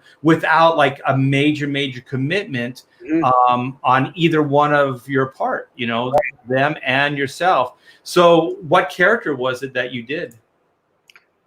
The very, very first story was no character. The character was me. It was a story. It was a 3-page story called The Fan, and it was about me at a comic convention. So you got to write it as well? Yeah. Oh, okay. Professional work. I wrote it, inked it, and drew it. Yeah, you should revisit that, you know, crowdfund yourself as a character comic book. The Graham Nolan Adventures. Yes. My first professional job at Marvel was for Mike Carlin on the Transformers. I did a inventory story for them, and then something happened, and it was like 2 months later it was slotted and went in, and it was fantastic because I had just gotten married, and you know, when you're a freelancer, you really should take 30% out of every check because you got to cover your taxes. Yeah, I didn't do that. I used every cent I had to set up our apartment and, you know, purchase things that we needed and all that to get our life started. So the taxes come and I've got nothing, you know, and I'm like, oh shit. And an envelope comes in the mail, and it's a $5,000 royalty check for that Transformer, and that's $1985. That's good money. Yeah. That was really good money. It saved my ass. I did the same thing. And then there's the quarterly problem too. If you don't make your quarterlies, you can get hit with penalties as well at the end of the year. But I did the same thing where it was either I live and pay my rent or I pay my taxes. Like it did come down to one or the other. So I needed to live, so I didn't pay my taxes. And then I was just kind of hoping for something down the line, either I could get another assignment or something to pay it. And so I eventually did, you do the payment system, right? Where you pay them a little extra every month or whatever to pay off your back taxes. And then what those sons of bitches did is I guess I had underpaid. I thought I had paid everything off. But there was only 15 cents, Graham. This is how crooked the IRS is. There was 15 cents. And what they waited 8 years to pop me for that 15 cents. But there was interest attached to it. So they ended up making a lot more money than 15 cents off of me. Yeah. So after the Graham Nolan adventure book, and the Transformer, what was your big break? Well, then I went to work for Eclipse Comics, and I did. That's where I met Chuck Dixon. We worked together on Skywolf for Eclipse. Right, I do remember those. Yeah, those that was fun. I did that, and I did the Prowler for Tim Truman, and I had both those gigs at the same time, and that was a lot of fun, because I penciled and ink my own work. And I could really grow. I was starting to really grow as an artist. Then I went back to DC. I did the Doom Patrol for a little bit, Power of the Atom, and then my big break was probably Hawkworld. Okay, that was my first big break because I got to start that with #1. Oh, I have to clarify this for Andino. Did you say 500 or 5K for the royalties? 5K. Okay, cool. Yeah. Yeah, that is crazy money. Yeah. Yeah, and that's for a toy line. I mean, Herb Trimpe was the regular artist, so he was getting that probably every month. Every month, yeah. That's really serious money. Did you beg for that job? Like, I want to do this every month now. Please. I knew it was a one and done deal. So Hawkworld, that was Timothy Tremaine. Was he the writer on that, or who was that? Chuck Dixon as well? No, that was Tim had done the Hawkworld Prestige book with Al Catina that he illustrated, and then the series was a spinoff of that. When the series came about, Tim didn't want to draw it, and he recommended me. But he was going to write it with John Ostrander. Okay, and Tim was a big Eclipse Comics guy too, right? Because he was it Grimjack? What was his book? A Scout. Scout, that's it. Yeah. Yeah, he had a little production company called Four Winds, and guys like Chuck and Bo Smith and me and Gary Quabitz were all part of that group. Doing projects in and out of that kind of packaging house for Eclipse Comics. So that's the Prowler was Truman, and so when Hawkworld came about, Tim had recommended me to do that. That's how I got that gig. Man, I always forget that Bo Smith dates so far back into comics. We have a question with Eyeball Tickler. What issue was that? Do you remember, Graham, of your Transformers? It was like number 13. It was a Bumblebee story. So you're going into the second year of the run. Yeah, I think it was. I think it was number 13. 13 or 16, I want to say. Somewhere in between there. Okay. So you got higher than 16. Got some Hawkworld fans here. And also that was like the Hawkman that was really armored up, right? Like he had all the armor and shit. That was cool, man. I love that stuff. Yeah, I think if they went back to that Hawkman, they would be a lot better. Because that was still like he was off world, right? He was still, the space cop or whatever, right? Well, by the first issue of the series, he had chased Bythe to Earth. So then, it was stories took place on Thanagar and on Earth. But he was still more of that police character versus that immortal. What did they bring? Like some Egyptian aspects into it? No, he was definitely a space cop. Yeah. From sort of a fascist society. Yeah, I always liked that idea. Like he's an intergalactic like Judge Dredd. And I always like that he's pretty brutal with justice because even back then, like was he a cop with that big old mace? Like what the hell, man? The crossbow too. He used ancient weapons. Was his that's typical DC shtick, DC's characters had shticks, not really character. Yeah. I always like as a kid, you have these cool weapons, but you never use them. It's like Wolverine's claws. Like you can never really use them. So you have to create villains or obstacles where he can actually whack something with the mace. And that's why I always liked, what was it? It was the Joe Kubert where he's fighting that giant like dinosaur monster or whatever, where he's got the mace, and it always made more sense. Like if he's fighting foes like that. Mm-hmm. And I tell you, if I have so many Hawkman ideas, but I would just make him like brutal because I always think he's like Judge Dredd, like meets Conan. Like he's like this really, like he's like a barbarian almost. And I always thought like, don't give him a pretty body. Give him like, remember how Buscema drew Conan?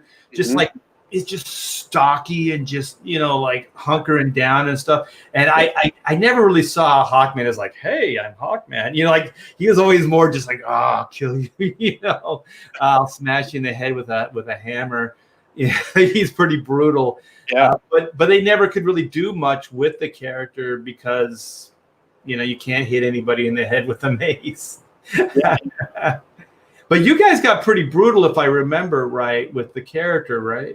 Oh yeah, it was a rated teen or something like that. I forget what the rating was on that. So yeah, there was all kinds of different, or I should say, very little restrictions. Right. What we could do. And I use my own good taste because I just don't like that stuff. So I'm more hesitant to actually show violence, whereas I'd much more rather insinuate it. So it's like Alex Toth talked about this.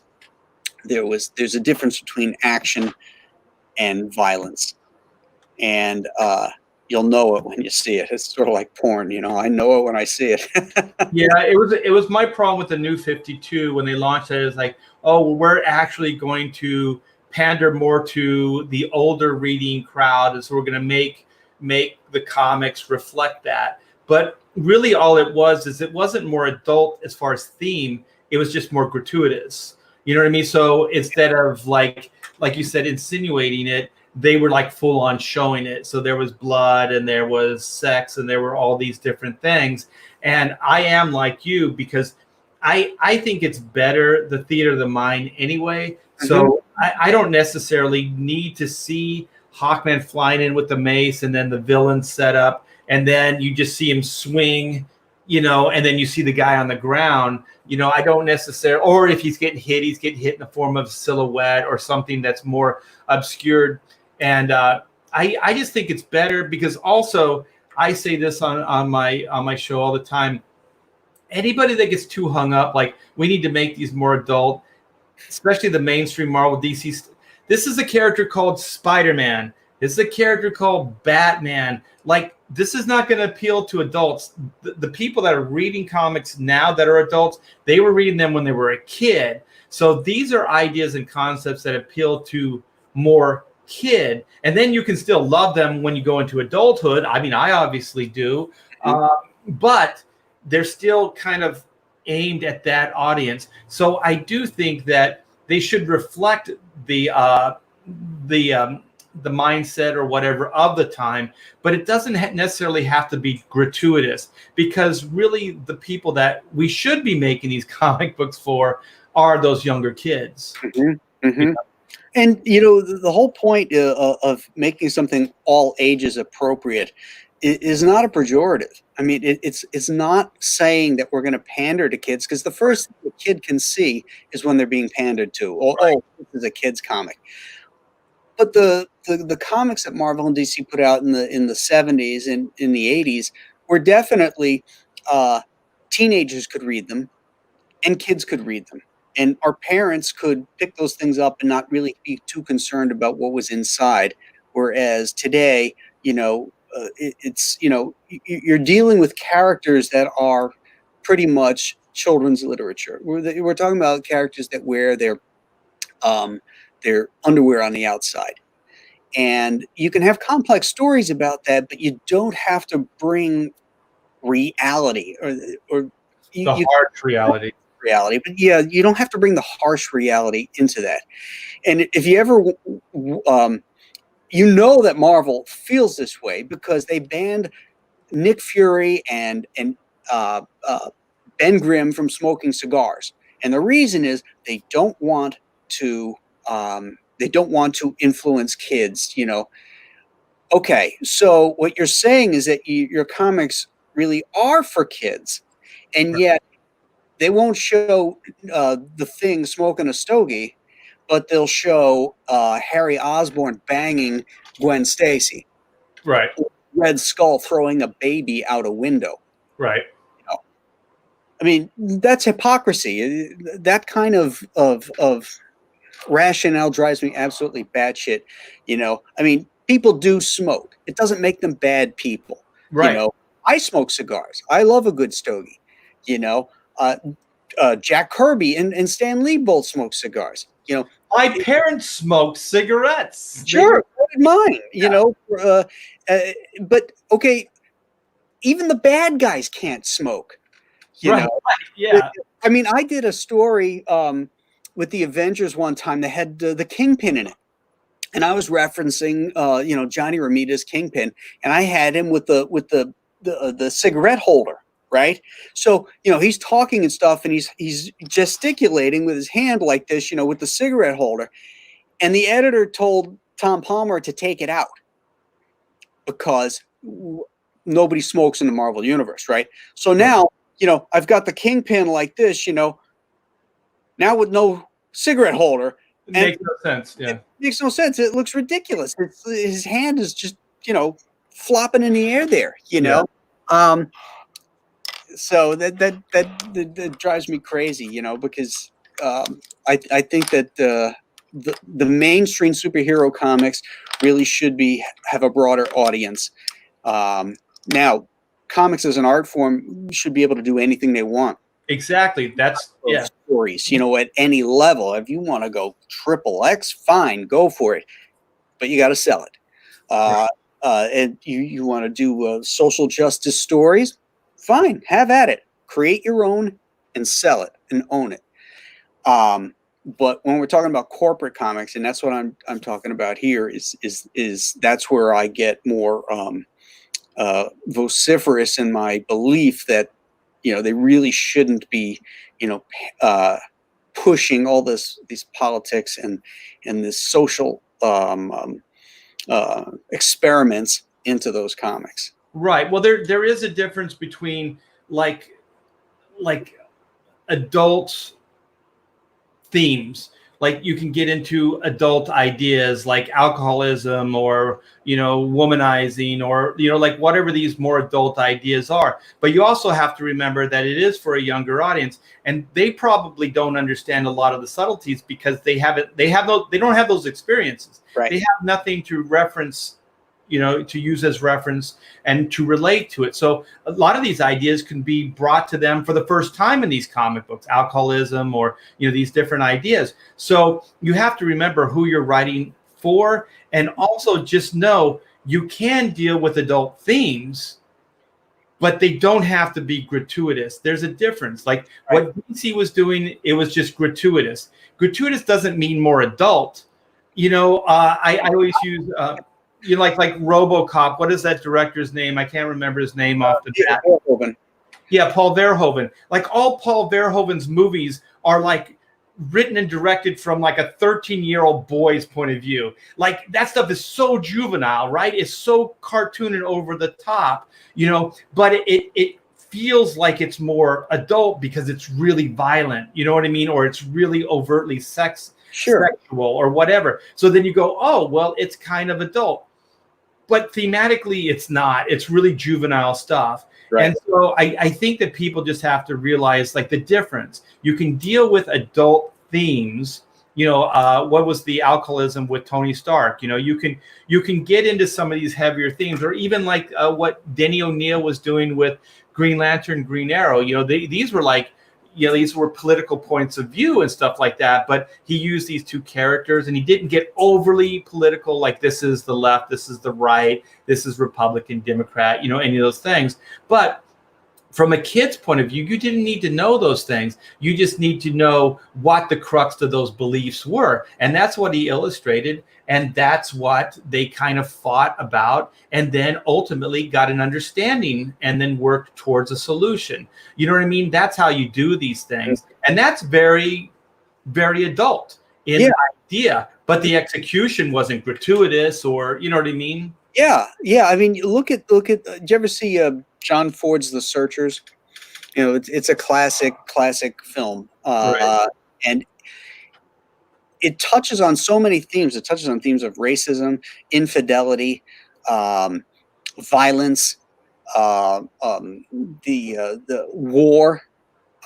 There's so many different themes that are in this thing that are clearly adult themes, and yet they're presented with such nuance and such artistic subtlety that it's to write a comic where two people go into bed and you show it is lazy, But like in The Searchers, the John Wayne's character, you can tell immediately he's had an affair with his brother's wife, and they never tell you that. But just the way she looks, the way she handles his clothes, the little nuances and subtleties, it's clear that at some point he had an affair with his brother's wife.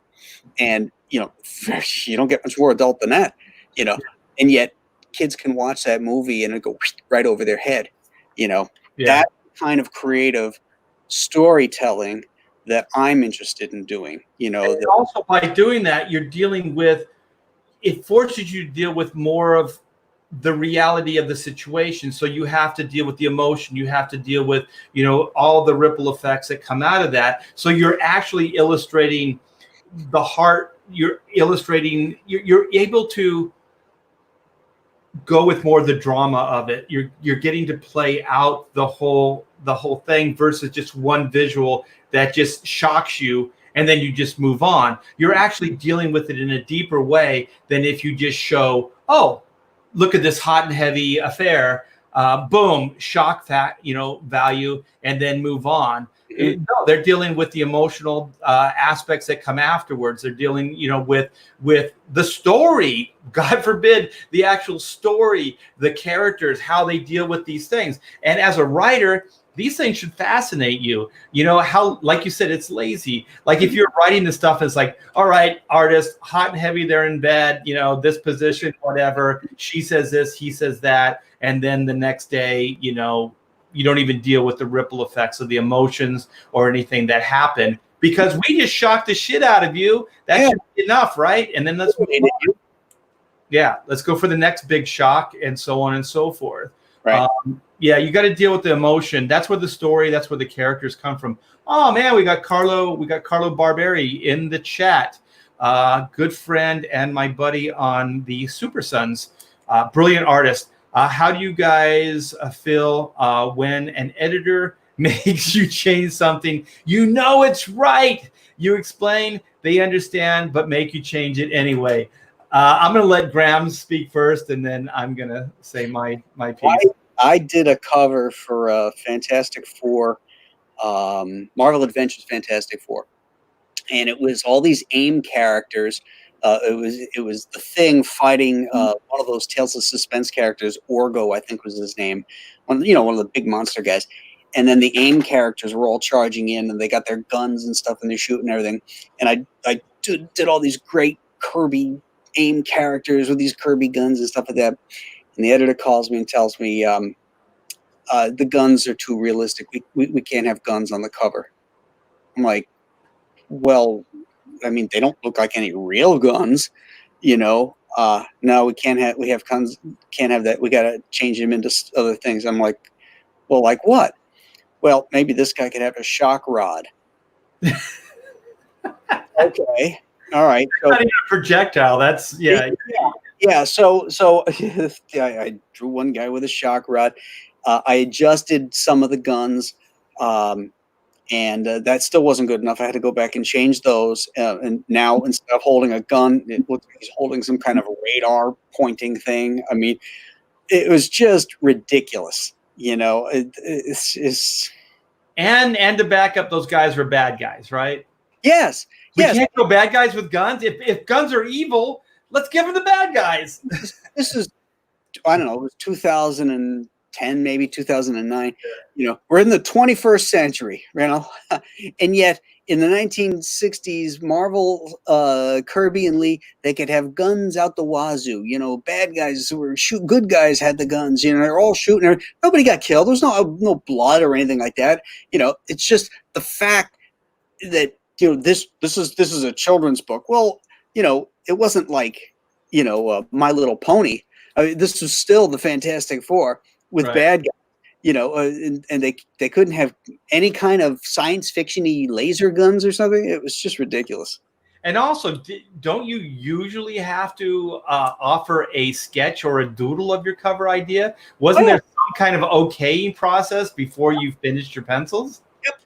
And they okayed it then. They okayed the sketch, which had the same guns in there because I sketched pretty tight. Then I penciled it. That went through. Then I inked it. And that's when the changes came. Exactly. That's when they happen. And being an inker, I hate it. And sometimes if it's a major change, I check with the penciler and I say, they want me to do this. So, if there's anything specifically you want me to try to make it look more like what you originally intended, I will. Other than that, I'm just going to have to do it because that's what they want me to do. And I want to get paid. Mike Carlin, because there's kind of this right and left rule with comic books. So if you want to show like movement and quick movement, you go from left to right. So usually characters come in from the left, right? Especially if they're running in fast or whatever. You don't do it the opposite. So I did this cover, the Superman cover that I penciled and inked. And so it had been okayed, and the sketch. So I did this whole thing, but Superman, it wasn't like he was flying in at a high speed. He was kind of just floating there, but he was coming in from like right to left, the body movement. And so I really liked it because you usually don't see things like this. So I kind of had an argument chambered. So then Mike was like, we can't do this. And I was like, why? He goes, well, you're breaking the left-right rule. And I was like, yeah. And he said, we can't do that. It's already done. And so then it wasn't a matter of just flopping it, which they could have done, but he then, I still feel it was personal, man, that he then started changing positions of background, things, just so I had to redraw it, because it wasn't just a simple, like, let's flop it. Because then he was like, well, then this should be here. And then, this. And I always thought, I love Mike Carlin. I think he's a great editor, but I do think that he's a bit of a frustrated artist. So he does have because he does draw, and he draws pretty well, and he understands composition and storytelling like nobody's business.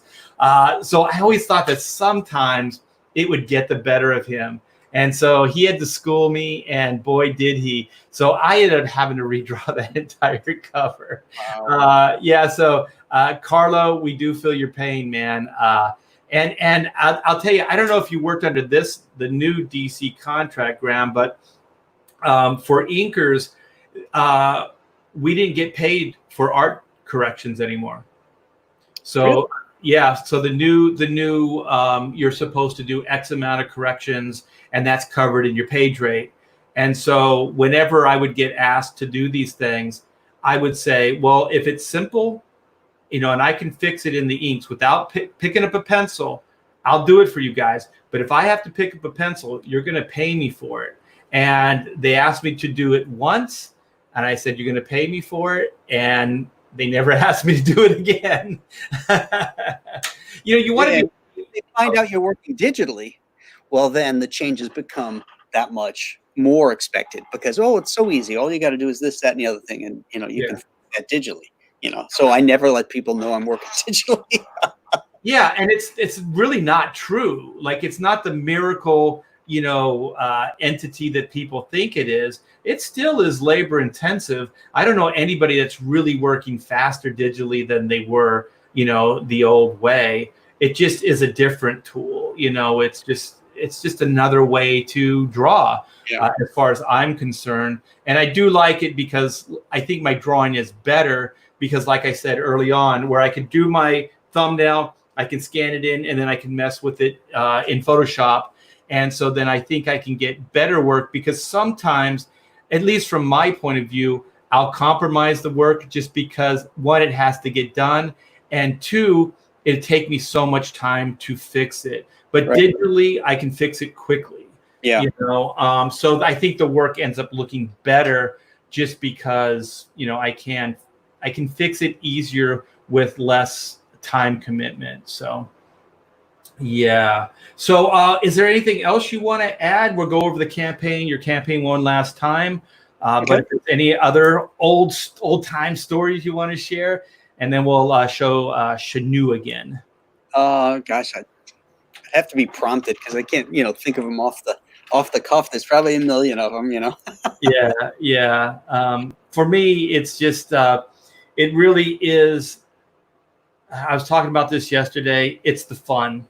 I think when I broke in, and probably the first 30 years or so, everybody had fun. I mean, we put in long hours. We worked our asses off, but all the editors knew we need 3 issues in the can. There was always an inventory story, so it was never do or die. Everything now is like, you get it done, it goes to print. Holy shit, they don't have inventory. They don't have anything. So everything is do or die. These editors are stressed out of their freaking minds. Most of them, I think they're stressed because they can't make decisions. They can't deal with things. They have to go on high and check with things. And I do believe the spontaneity, the fun, and just because there's never been money in it. Like, the reason I always did comics is it was almost a lifestyle. I could sit at home, I could draw my funny books, and I worked with fun and interesting, like-minded people, and because as well as I do, we could have worked. You're in New York, any ad agency, they're all there. You could have probably tripled, quadrupled your income just selling your soul to, an ad agency and working there. But for some reason, we love comics, and we love, and I do look at it as a lifestyle, sitting home, hanging out, drawing. Yeah. And so I think what's especially the last 10 years is just the fun.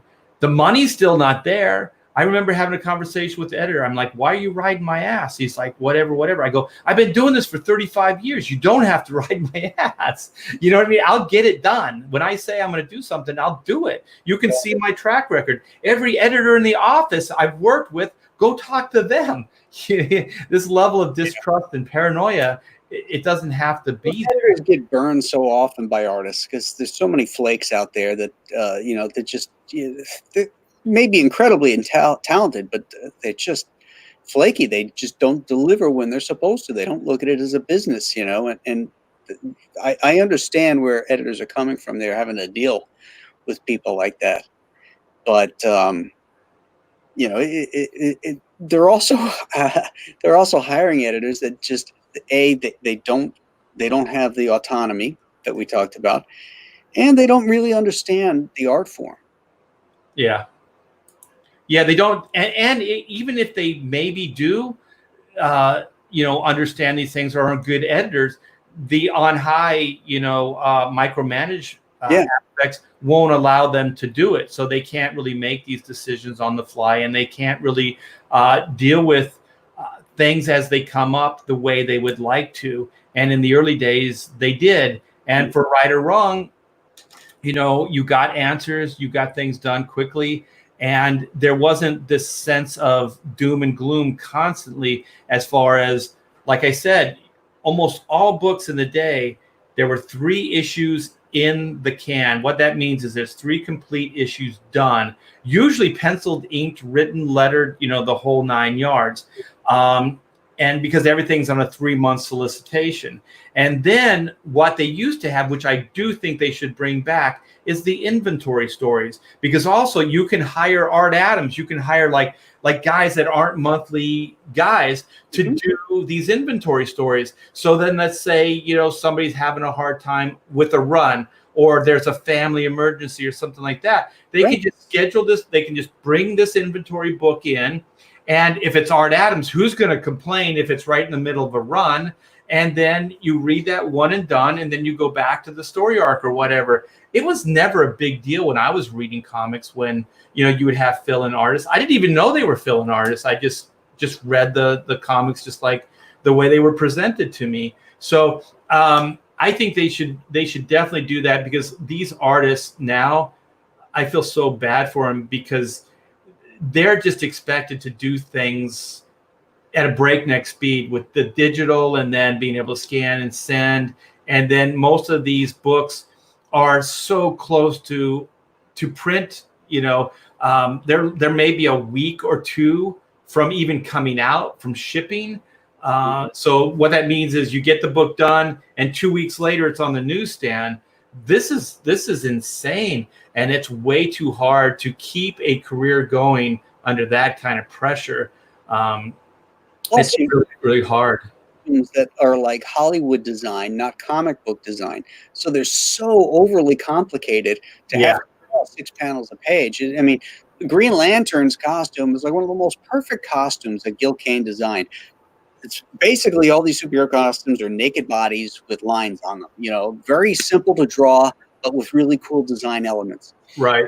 But now they've got the doodads all over the place, and the piping and the this and the that. And it's like, oh my God, it took me 5 minutes to draw this guy's freaking leg, you got all this shit on there and patterns and stuff like that. And, that's all fine if you're doing like a cover or a standalone illustration, or you're using it in a film. But, when you got to actually hand draw that stuff, it just comes to a screeching halt. There's no sense of spontaneity or energy. It just sucks the life out of the drawings. Yeah, and it just takes, like you said, so long, and you don't only have to draw it once. You probably draw it 100 times, if it's a main character or whatever, in a 20 page story. So yeah, it does become very labor intensive.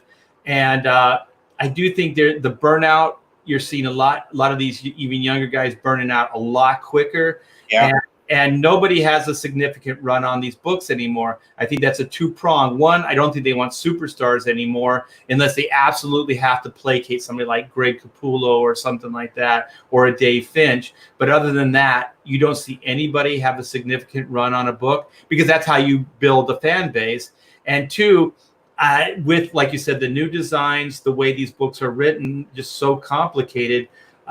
I don't know if you could make a monthly schedule. They would have to really rethink the way that they're putting or their policies and things with these publishing companies. One would have to start getting fill-ins, and then get 3 months ahead of schedule, because that's the only way you're going to survive these schedules. And when I say survive, that's not hyperbole, you guys. I've been doing this, Graham's been doing this long enough. Sometimes it does feel like it's a marathon that never ends. It's survival. You have to take care of yourself. You might go, I'll pull an all-nighter this month, but I can't pull an all-nighter every night, it gets, and those young guys, like when we were breaking in, I mean, there would be multiple nights you'd pull all-nighters, you'd 3 all-nighters in a row, just all kinds of craziness.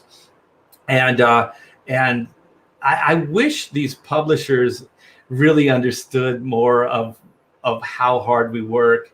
and how very little we get paid. Yeah, and now they're lowering. I mean, the rates are lower than they've been in years. Yeah, my wife, we went out to lunch, and we were just so thankful for, Indiegogo, Comicsgate, the crowdfund, all you guys in the chat, because we can make a good amount or decent living, and then we're not really slaves to the monthly regime. And then she said, "But Art, if you went back to Marvel or DC, you would not even get hired in at what you left." And I said, I know. They would knock me down to bare, whatever entry level page rate. And after, 35 plus years, in the industry, right, that's criminal. That's horrible. Well, I think they're doing you a favor by letting you draw their characters. Oh, yeah. Which any of them created, mind you. Yeah. I definitely got that. It was so funny. I don't know if you've ever worked for Archie Comics. No. Yeah. Oh, my gosh. The level of, I'm sorry if there's it. I'm sure there's good people over there, but the level of arrogance, it's like, you're drawing Archie. And I'm like, yeah, but I still want to get paid for my thumbnails for the cover, and I still want X, Y, and Z. And they're like, oh, really? And then I was like, yeah. And so they did pay me the bare minimum that they had to. And then what they did, Graham, is they turned around, and 2 of the thumbnails that I did for this alternate cover, they gave to another penciler. And they paid him shit, I'm sure, to do the drawings. But if I didn't say anything, they still would have done the same thing, and I wouldn't have got paid anything for it, Right. It's pretty crazy. So I'm going to show Shanu, and we're going to show what independent-minded old veterans can do. Look at this, you guys. This is Graham. Their projects again, like I'm not sure if I was telling you about this, if we were talking about it backstage at one point, about how, you get into this business because you love it. There wasn't any money in here like there was after Image came in, and the whole rock star mentality took over the business. I mean, I got in the same reason, John Romita and John Buscema got in, because they loved comics, and I love comics, and I wanted to get paid to do it, and if I could support myself and my family, that's all I cared about. I was passionate about it. And then after years and changes and stuff like that, the passion starts to leave, because you realize that these companies don't give a shit about you. They use you till you burn out, to put their stuff together, and there's no loyalty there. You're out to the curb when they're done with you, and that takes its toll on you. When you're working so many hours and putting so much passion into something, and you don't own it, and they don't care. Yeah. And so when the opportunity comes to reignite that passion, like this kind of stuff, where you're now in control of your destiny, you're cutting out all the middlemen, and you're reaching directly to your direct fan base, telling the kind of stories you want to tell without being micromanaged. I mean, that passion is going to come out in the work, and you're going to get a much better product from me doing something I love than something that I'm just having to get paid for to keep the lights on. Hell yeah, I completely agree. Very well said. Let me hit this refresh, and then we'll play your video. 46, 42. Ooh, you got a backer. Very good, very good. So 46, 277. You got 784 backers. Do you mind if we play the video? Oh, I'd love it. Okay, cool. I love this video.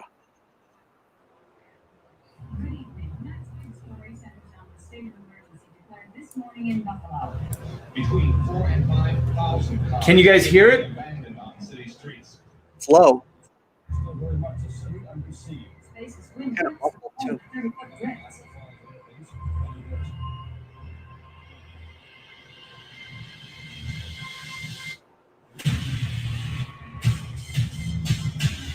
Oh, yeah.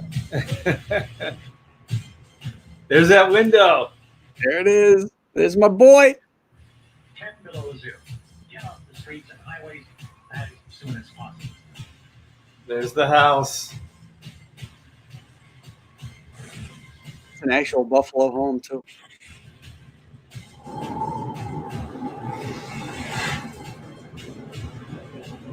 you guys go to the campaign page, you can watch the video there, and you can hear it better. But and I urge you to do that because it's a great video. It was put together by a guy named Nick Grosh, and I'm planning on using him for my next campaign as well.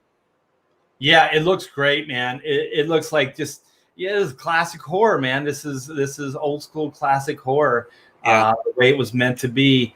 I do like that shot where you had the stop sign and then you kind of pull back, you see the house, and then you see the Shanu, and you just know something horrible is gonna happen. It's about to happen. Yeah. So we didn't get to go over the tiers. You want to go over the tiers real quick? Yeah. Okay, so we have the featured. You want to explain it, or you want me to read it? Maybe it'd just be easier if you read it because it's kind of small on my screen. Okay, so we have the featured tier, which is the signed comic book level 2. So this is a 48-page book. Are these signed? Yep. Yes. So then you get the 6 pages now because we hit that stretch goal. Oh, killer. Yeah, everybody's getting more content. Yeah. So then you get the book signed. You get that sticker. That's the sticker with him looking in your window, right? Yes. And then the poster. What is the poster? That's the meat? Yeah. Okay. And what size is that poster? I think it's 11 by 17. It'll be folded and put into the so it's not a print, it's an actual poster. So it'll be folded and put in with the comic in the sleeve. It'll fit in there. Cool. Yeah, it's not like the old days, though. It's not going to be stapled into the spine, so don't worry, you guys. No. Oh, you got a sticker pack. So 5 sticker pack. Are they 5 of the same sticker, or are there 5 different stickers? Yeah, 5 of the same sticker because people wanted extra stickers, and so I put that up there so people could order extras. You know what? Somebody mentioned that to me about the black and white trading card, that possibly I should do a 5-pack. And I was like, 5-pack? Is that 5 different cards? They go, no, 5 of the same cards, because some people like to collect them. Right. And I was like, oh, cool. Because, I don't know about you, Graham, but I'm so far away from the collectible part of comics nowadays. When I was a kid, you'd go, oh, my comic collection, and you start like getting the Overstreet Guide and start pricing it out and go, my collection's worth X amount of dollars. But I haven't done that since I was a kid. So the collectible stuff, I don't really understand that much anymore. Oh, so you got 20 claimed. Buy a beer. So what is this? Is this just give you $20 and you can go have a beer? Read what it says. Okay, so maybe you aren't into comics or horror, but you think Graham is a swell guy and want to support the campaign. Then buy him a beer because God knows he needs one. That's awesome. You got 20 claimed, my friends. Yeah. That's a couple beers. Yeah. That's actually quite a few really good IPAs too. So that's awesome, man. You got some great just for that. Yeah, I was gonna say you got some great fans because that's a cool tier. Yeah. Okay, so this is you want this comic. So is this the comic tier itself? Entry perk. This is where you're getting the main comic and the sticker. Very cool. And your name is going to be in the book because that was a stretch goal. Oh, that's cool. So everybody's name gets in the book. That is a really cool stretch goal. Yeah. Okay, so you want this book variant cover. Oh, that's that killer piece of artwork where the Shanu's coming onto that house. Right. That's cool. And so this is drawn by yourself as well, right? Yeah, and colored by Greg Wright. Greg Wright, old school. All right, so we got the comic book grab bag. What the heck is this? 5 random comics signed by Graham Nolan, spanning his 35-year career. Detective Comics, Hawkworld, Power of the Atom, Spider-Girl, Bane, Conquest, X-Men Forever, Marvel Adventures, Blackhawk, Joe Frankenstein, and more. It doesn't say more, but it sounds like it should. I guess that's what the ... is. ... Yeah. Who knows what issues you'll get. Yeah, but they will be cool and all be signed. Oh, that's killer. So you just like whatever your inventory there, you're just going to like fling 5 books into a grab and then send them along. 5 books, put them, in bags and stuff, and bam. So you get the Shanu book as well, though, right? No, not with that one. Oh, so you get the sticker and then you get the 5 books. Okay. But if you wanted the Shanu book when you check out, those are almost everything in the campaign is an add-on as well. So like if you chose this and when you check out, it'll give you the opportunity to get the Shanu book as well. Oh, cool. Did you do something on the add-on that if they add it onto their tier, there's either a discounted shipping price or no shipping? Is that how you worked it out? I didn't know how to do that. So Okay. I had to put the shipping prices in there for everything. Okay. In fact, one of the big mistakes, since this is my first campaign, I've got to figure out how to do that for my next one. But also what I did was, if at the very bottom of the page here, I wrote shipping to be determined. And yet when I put all these perks together, I left it 0. And what that meant was when people went to check out, there was no shipping charges. So I had to eat about $400 worth of shipping charges before I noticed that and had to go back and change everything. Oh my gosh. Yeah. Shipping is always the problematic aspect. I'm sure you know by now. Yeah.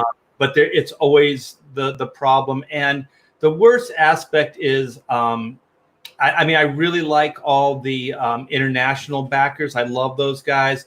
But like you can get Australia, big continent, but there could be 3 different places within that continent, and each one of those prices, the shipping prices, are different.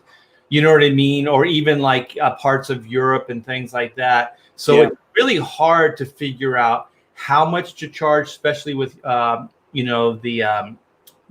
international shipping. So we usually kind of go on the high side just so that it all kind of evens out in the long run.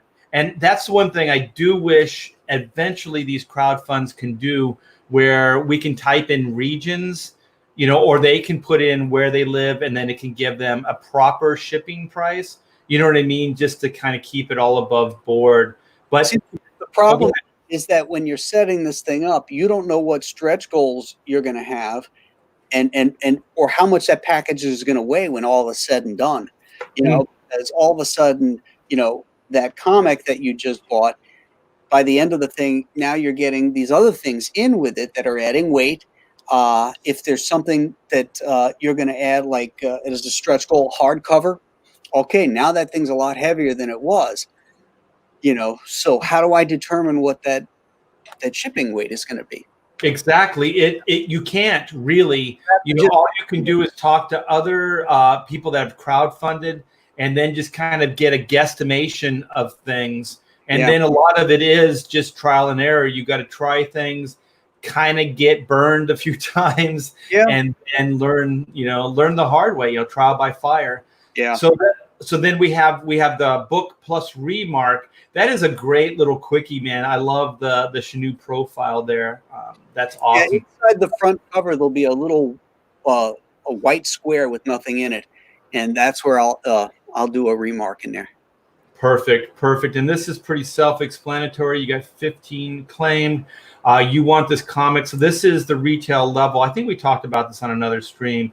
These are cool, man, giving retailers option to get in at a discounted price so they can carry these in their stores, right? Mm-hmm. Right. So we got 2 claimed. If there's retailers out there, get in. Here's a retail level 2. So is this more books or? Yeah, it's books. Okay, so the first one is 5 copies. This is 10 copies. You got 1 claimed. Very cool. You retailers, take advantage of this stuff. Look at that smiling face. Who could that be? Is that Graham Nolan? So you got the happy hour Skype call. Snipe. Are you guys going to be, is this going to be a drinking call? You guys going to get knock back a couple? Yeah, it's like I want it to feel like, since there's no conventions, it's like hanging out in a pub and talking comics. Yeah. Oh, very cool, man. So you got 1, and there's 9 more, you guys, and then we got the original art level, which is are these original pinups that you've already done? Is that right? Yeah, that's the one we looked at before. That's the original art, 11 by 17, that was done for Amazing Heroes. Oh, okay. For some reason, I was thinking there was more than one, but there's just the one. Yeah. Here. Okay. Yeah. It's the original 17 Bristol, you know. That's a great price. And you guys, these are vintage, man. This stuff's never going to happen again. What do we say? 87, 88, something like that? What do you say 89? Yeah, 89, yeah. When comics were good. Oh, this is my favorite. Somebody's got to get the original art here. And you and I talked how special these are to the creative individual. I think you said this was the first drawing you did of the Shanu, right? It's the very first drawing that I did the Shanu. Yeah, this is awesome. Only 1,000. We have the original art level, and you guys, these are in bigger. They're in the main body of the page too, so you can get a better shot of these original pages. Right. 5 is the survivor level, original art, and those are all in the body of the page. So sketch level, you're sold out, my friend. Those were headshots. Yeah, I sold out 2 sketch levels because the first one sold out of 20, and so I added 10 more, and then those sold out too. Are those the 9x12 on the Bristol board? Is that the size? Can you click on that? I don't know if they'll work. I don't think they will. Okay, it's not 9x12. It's 6x9. Okay. And so then if you guys don't know, the Expendables, you did a lot of the artwork for that as well. So that's a pretty cool I did the whole main story. Okay. And so then we have victim levels. So those are all sold out. So you snooze, you lose, you guys. So this is the Shanu. I'm going to hit refresh one more time before we come back and see where we're at. 784, 9 days left, you guys. So please go check this out. Graham Nolan is one of the true greats. Industry legend, man. Bane creator. 9 more days. Do you have plans on keeping this up, possibly for in demand? Yes, it'll go into demand after the 9 days are up. Okay, I'm going to read this real quick. Eskimono Phono, one of my favorite things to say. $1.99. Always great watching my internet dad. I don't mind it, you guys. When I started hanging out in Comicsgate, I soon realized I'm the oldest guy, but now Graham is kind of bopping in a lot more. So I'm sure we're contemporary, so I'm not the oldest anymore. So how old are you? I'm 58. Me too. I'm 58. Yeah, I think we started the same year as well. So there are some parallels between us and our careers. What's your birthday? October. I got you beat on March. You know what? All comic book artists are competitive. So that was just a little example of yeah. So you win, my friend. Okay. So will you allow me a couple minutes just to go over my campaign real quick? Oh yeah, let's do it. All right, cool. I'm in complete, as they say, shill mode. I think that's what they call it. Okay, so Black and White Volume 1, Second Chance. You guys, if you missed out the first time, here is your second chance. So what we're doing with this is pretty much mirroring the original campaign that was last year with a few twists. So the twists are, we have a new piece of artwork. So I thought to set it aside from the original campaign, I would do a new piece of artwork, and that's what I did. So this is Black and White, totally annihilating some robots. So one of the things that Graham and I were talking about is trying to create a foe that the heroes can actually use weapons on. So one of the ideas behind Black and White is it's a future tense story, and there are illegal robots. Some of them could be sentient. Some of them could just be certain weapons that they have, different things. So Black and White MI10 is pretty much a police force that goes after illegal bots, things like that. There's a lot more to the concept, but in a nutshell, that's kind of what it is. So I put this piece of artwork together, pencils and inks, and my buddy, the brilliant Kyle Ritter, brought the colors together. I think it came out amazingly well. So we're going to offer this as a poster. So it is going to be an oversized 24 by 36 poster. And it is going to come signed. And one of the things too, you guys, we're going to use this artwork. So each one of the tiers is going to come with a trading card, absolutely free, that will have that piece of artwork in it. So it's going to be a 25-year commemorative card. So every one of these tiers will get that absolutely free. So then we have that. We have the main book, which will come signed from the entire creative team as well. So we have the featured tier, which is the 3 books plus poster, and those will all come signed. And so the 3 books are, let me get down to the 3 books. They are the new Greg Capullo Virgin cover. We sold out of the original Greg Capullo variant. We have a few left, and there is one tier that still has the variant, and that is the Killer Bot tier. We only have 11 more of those, and I think we have 20 left that we haven't put up and offered yet. So those are very, very limited, but we have plenty of the new Greg Capullo Virgin variant covers. So what Virgin means is no logos to hide the artwork, no printing logos, none of that kind of stuff. So you're going to get the piece of artwork just uninterrupted in all of its glory. So I think it looks really cool. And that came by, you guys made that suggestion. So you guys speak, we listen.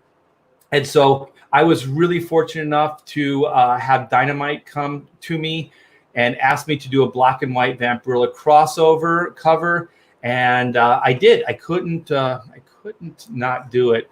So the cool thing about this cover is it is a commemorative cover. So Black and White are celebrating their 25th anniversary, and Vampirilla is celebrating her 50th. So we did this celebratory cover, and we're going to offer that in this campaign as well. So the people at Dynamite were nice enough to loan me a couple books to get into your hands. So like I said, this campaign mirrors the original. So what I thought I'd do is give you access to all the original stretch goals, which there were plenty, and they were very, very cool. So we have the trading card, the 3 button set. We have the 2 embroidered patches. We have the mini print, and we have the double-sided bookmark, and then we have the new edition to replace the old sticker. We have the oversized sticker with the new artwork on it. So that's pretty much the campaign, you guys. It's in the description. I'm sorry,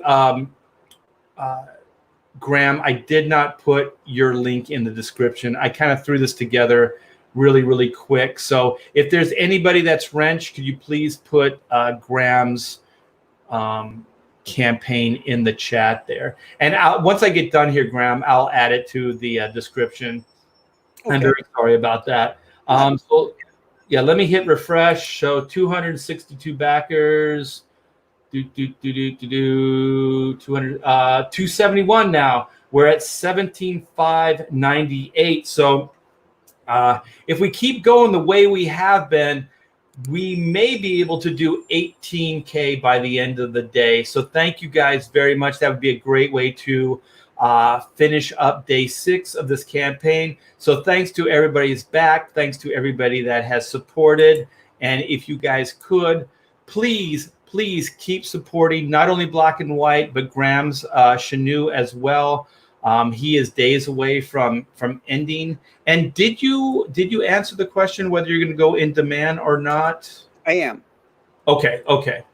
So, but don't let that slow you down, because it still does help with the live campaign to back it now.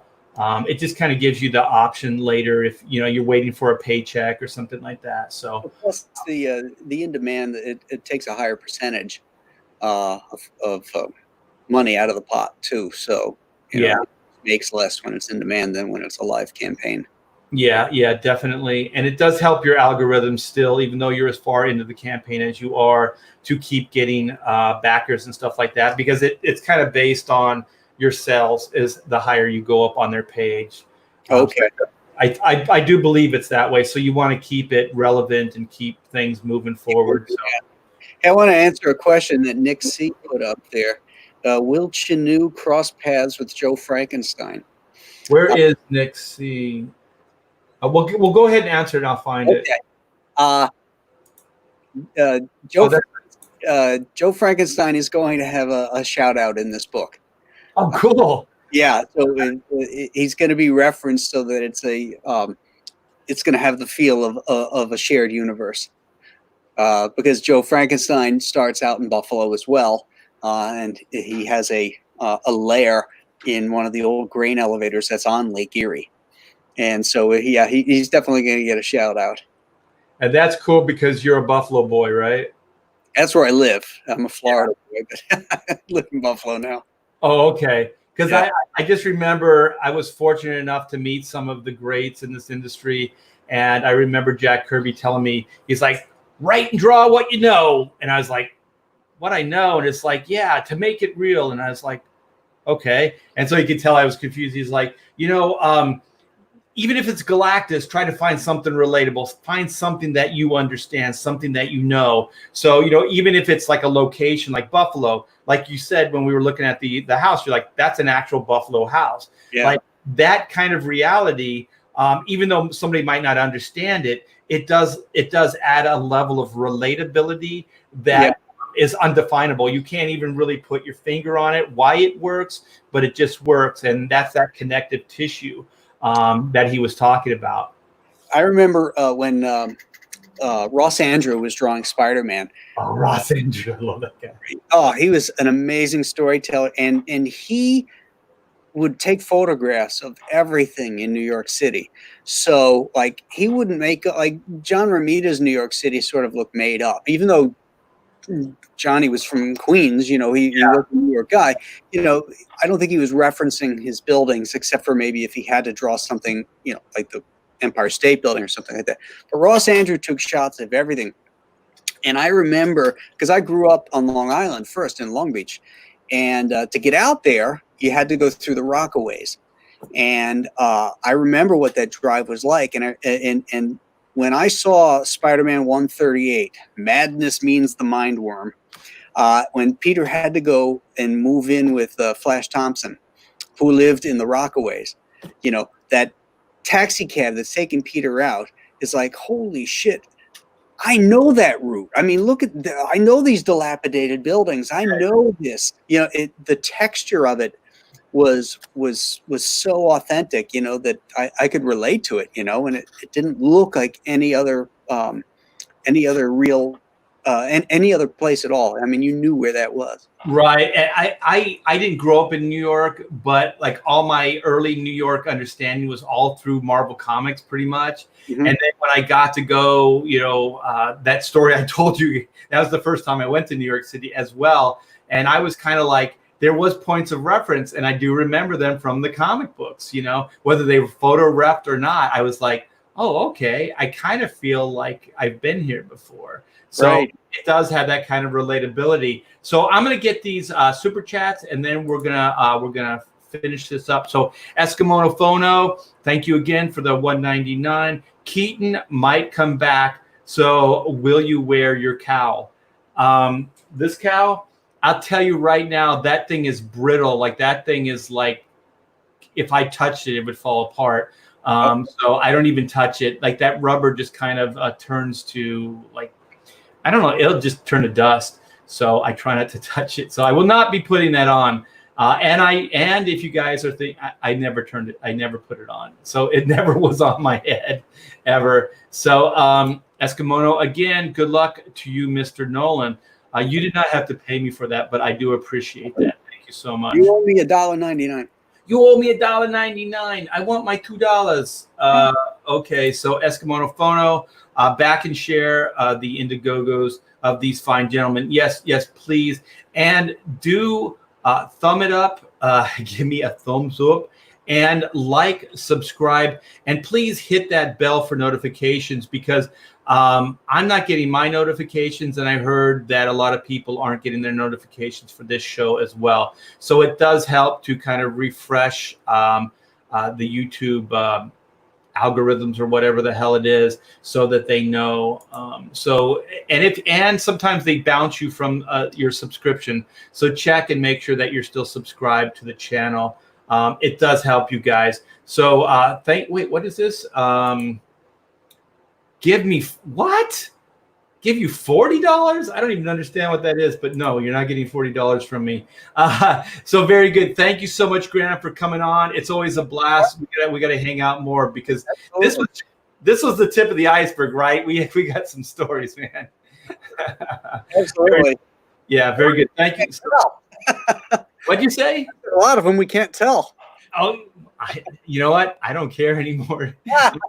I said this on a stream the other day. It's like, I don't care anymore because I somewhat feel untouchable, you know, as long as we keep getting support and things like that. But like we said, I don't even know if it's viable to go back to Marvel and DC because they would knock us back to, you know, bare bones page rate. So I think I would probably just, you know, start teaching or something if things, you know, went away.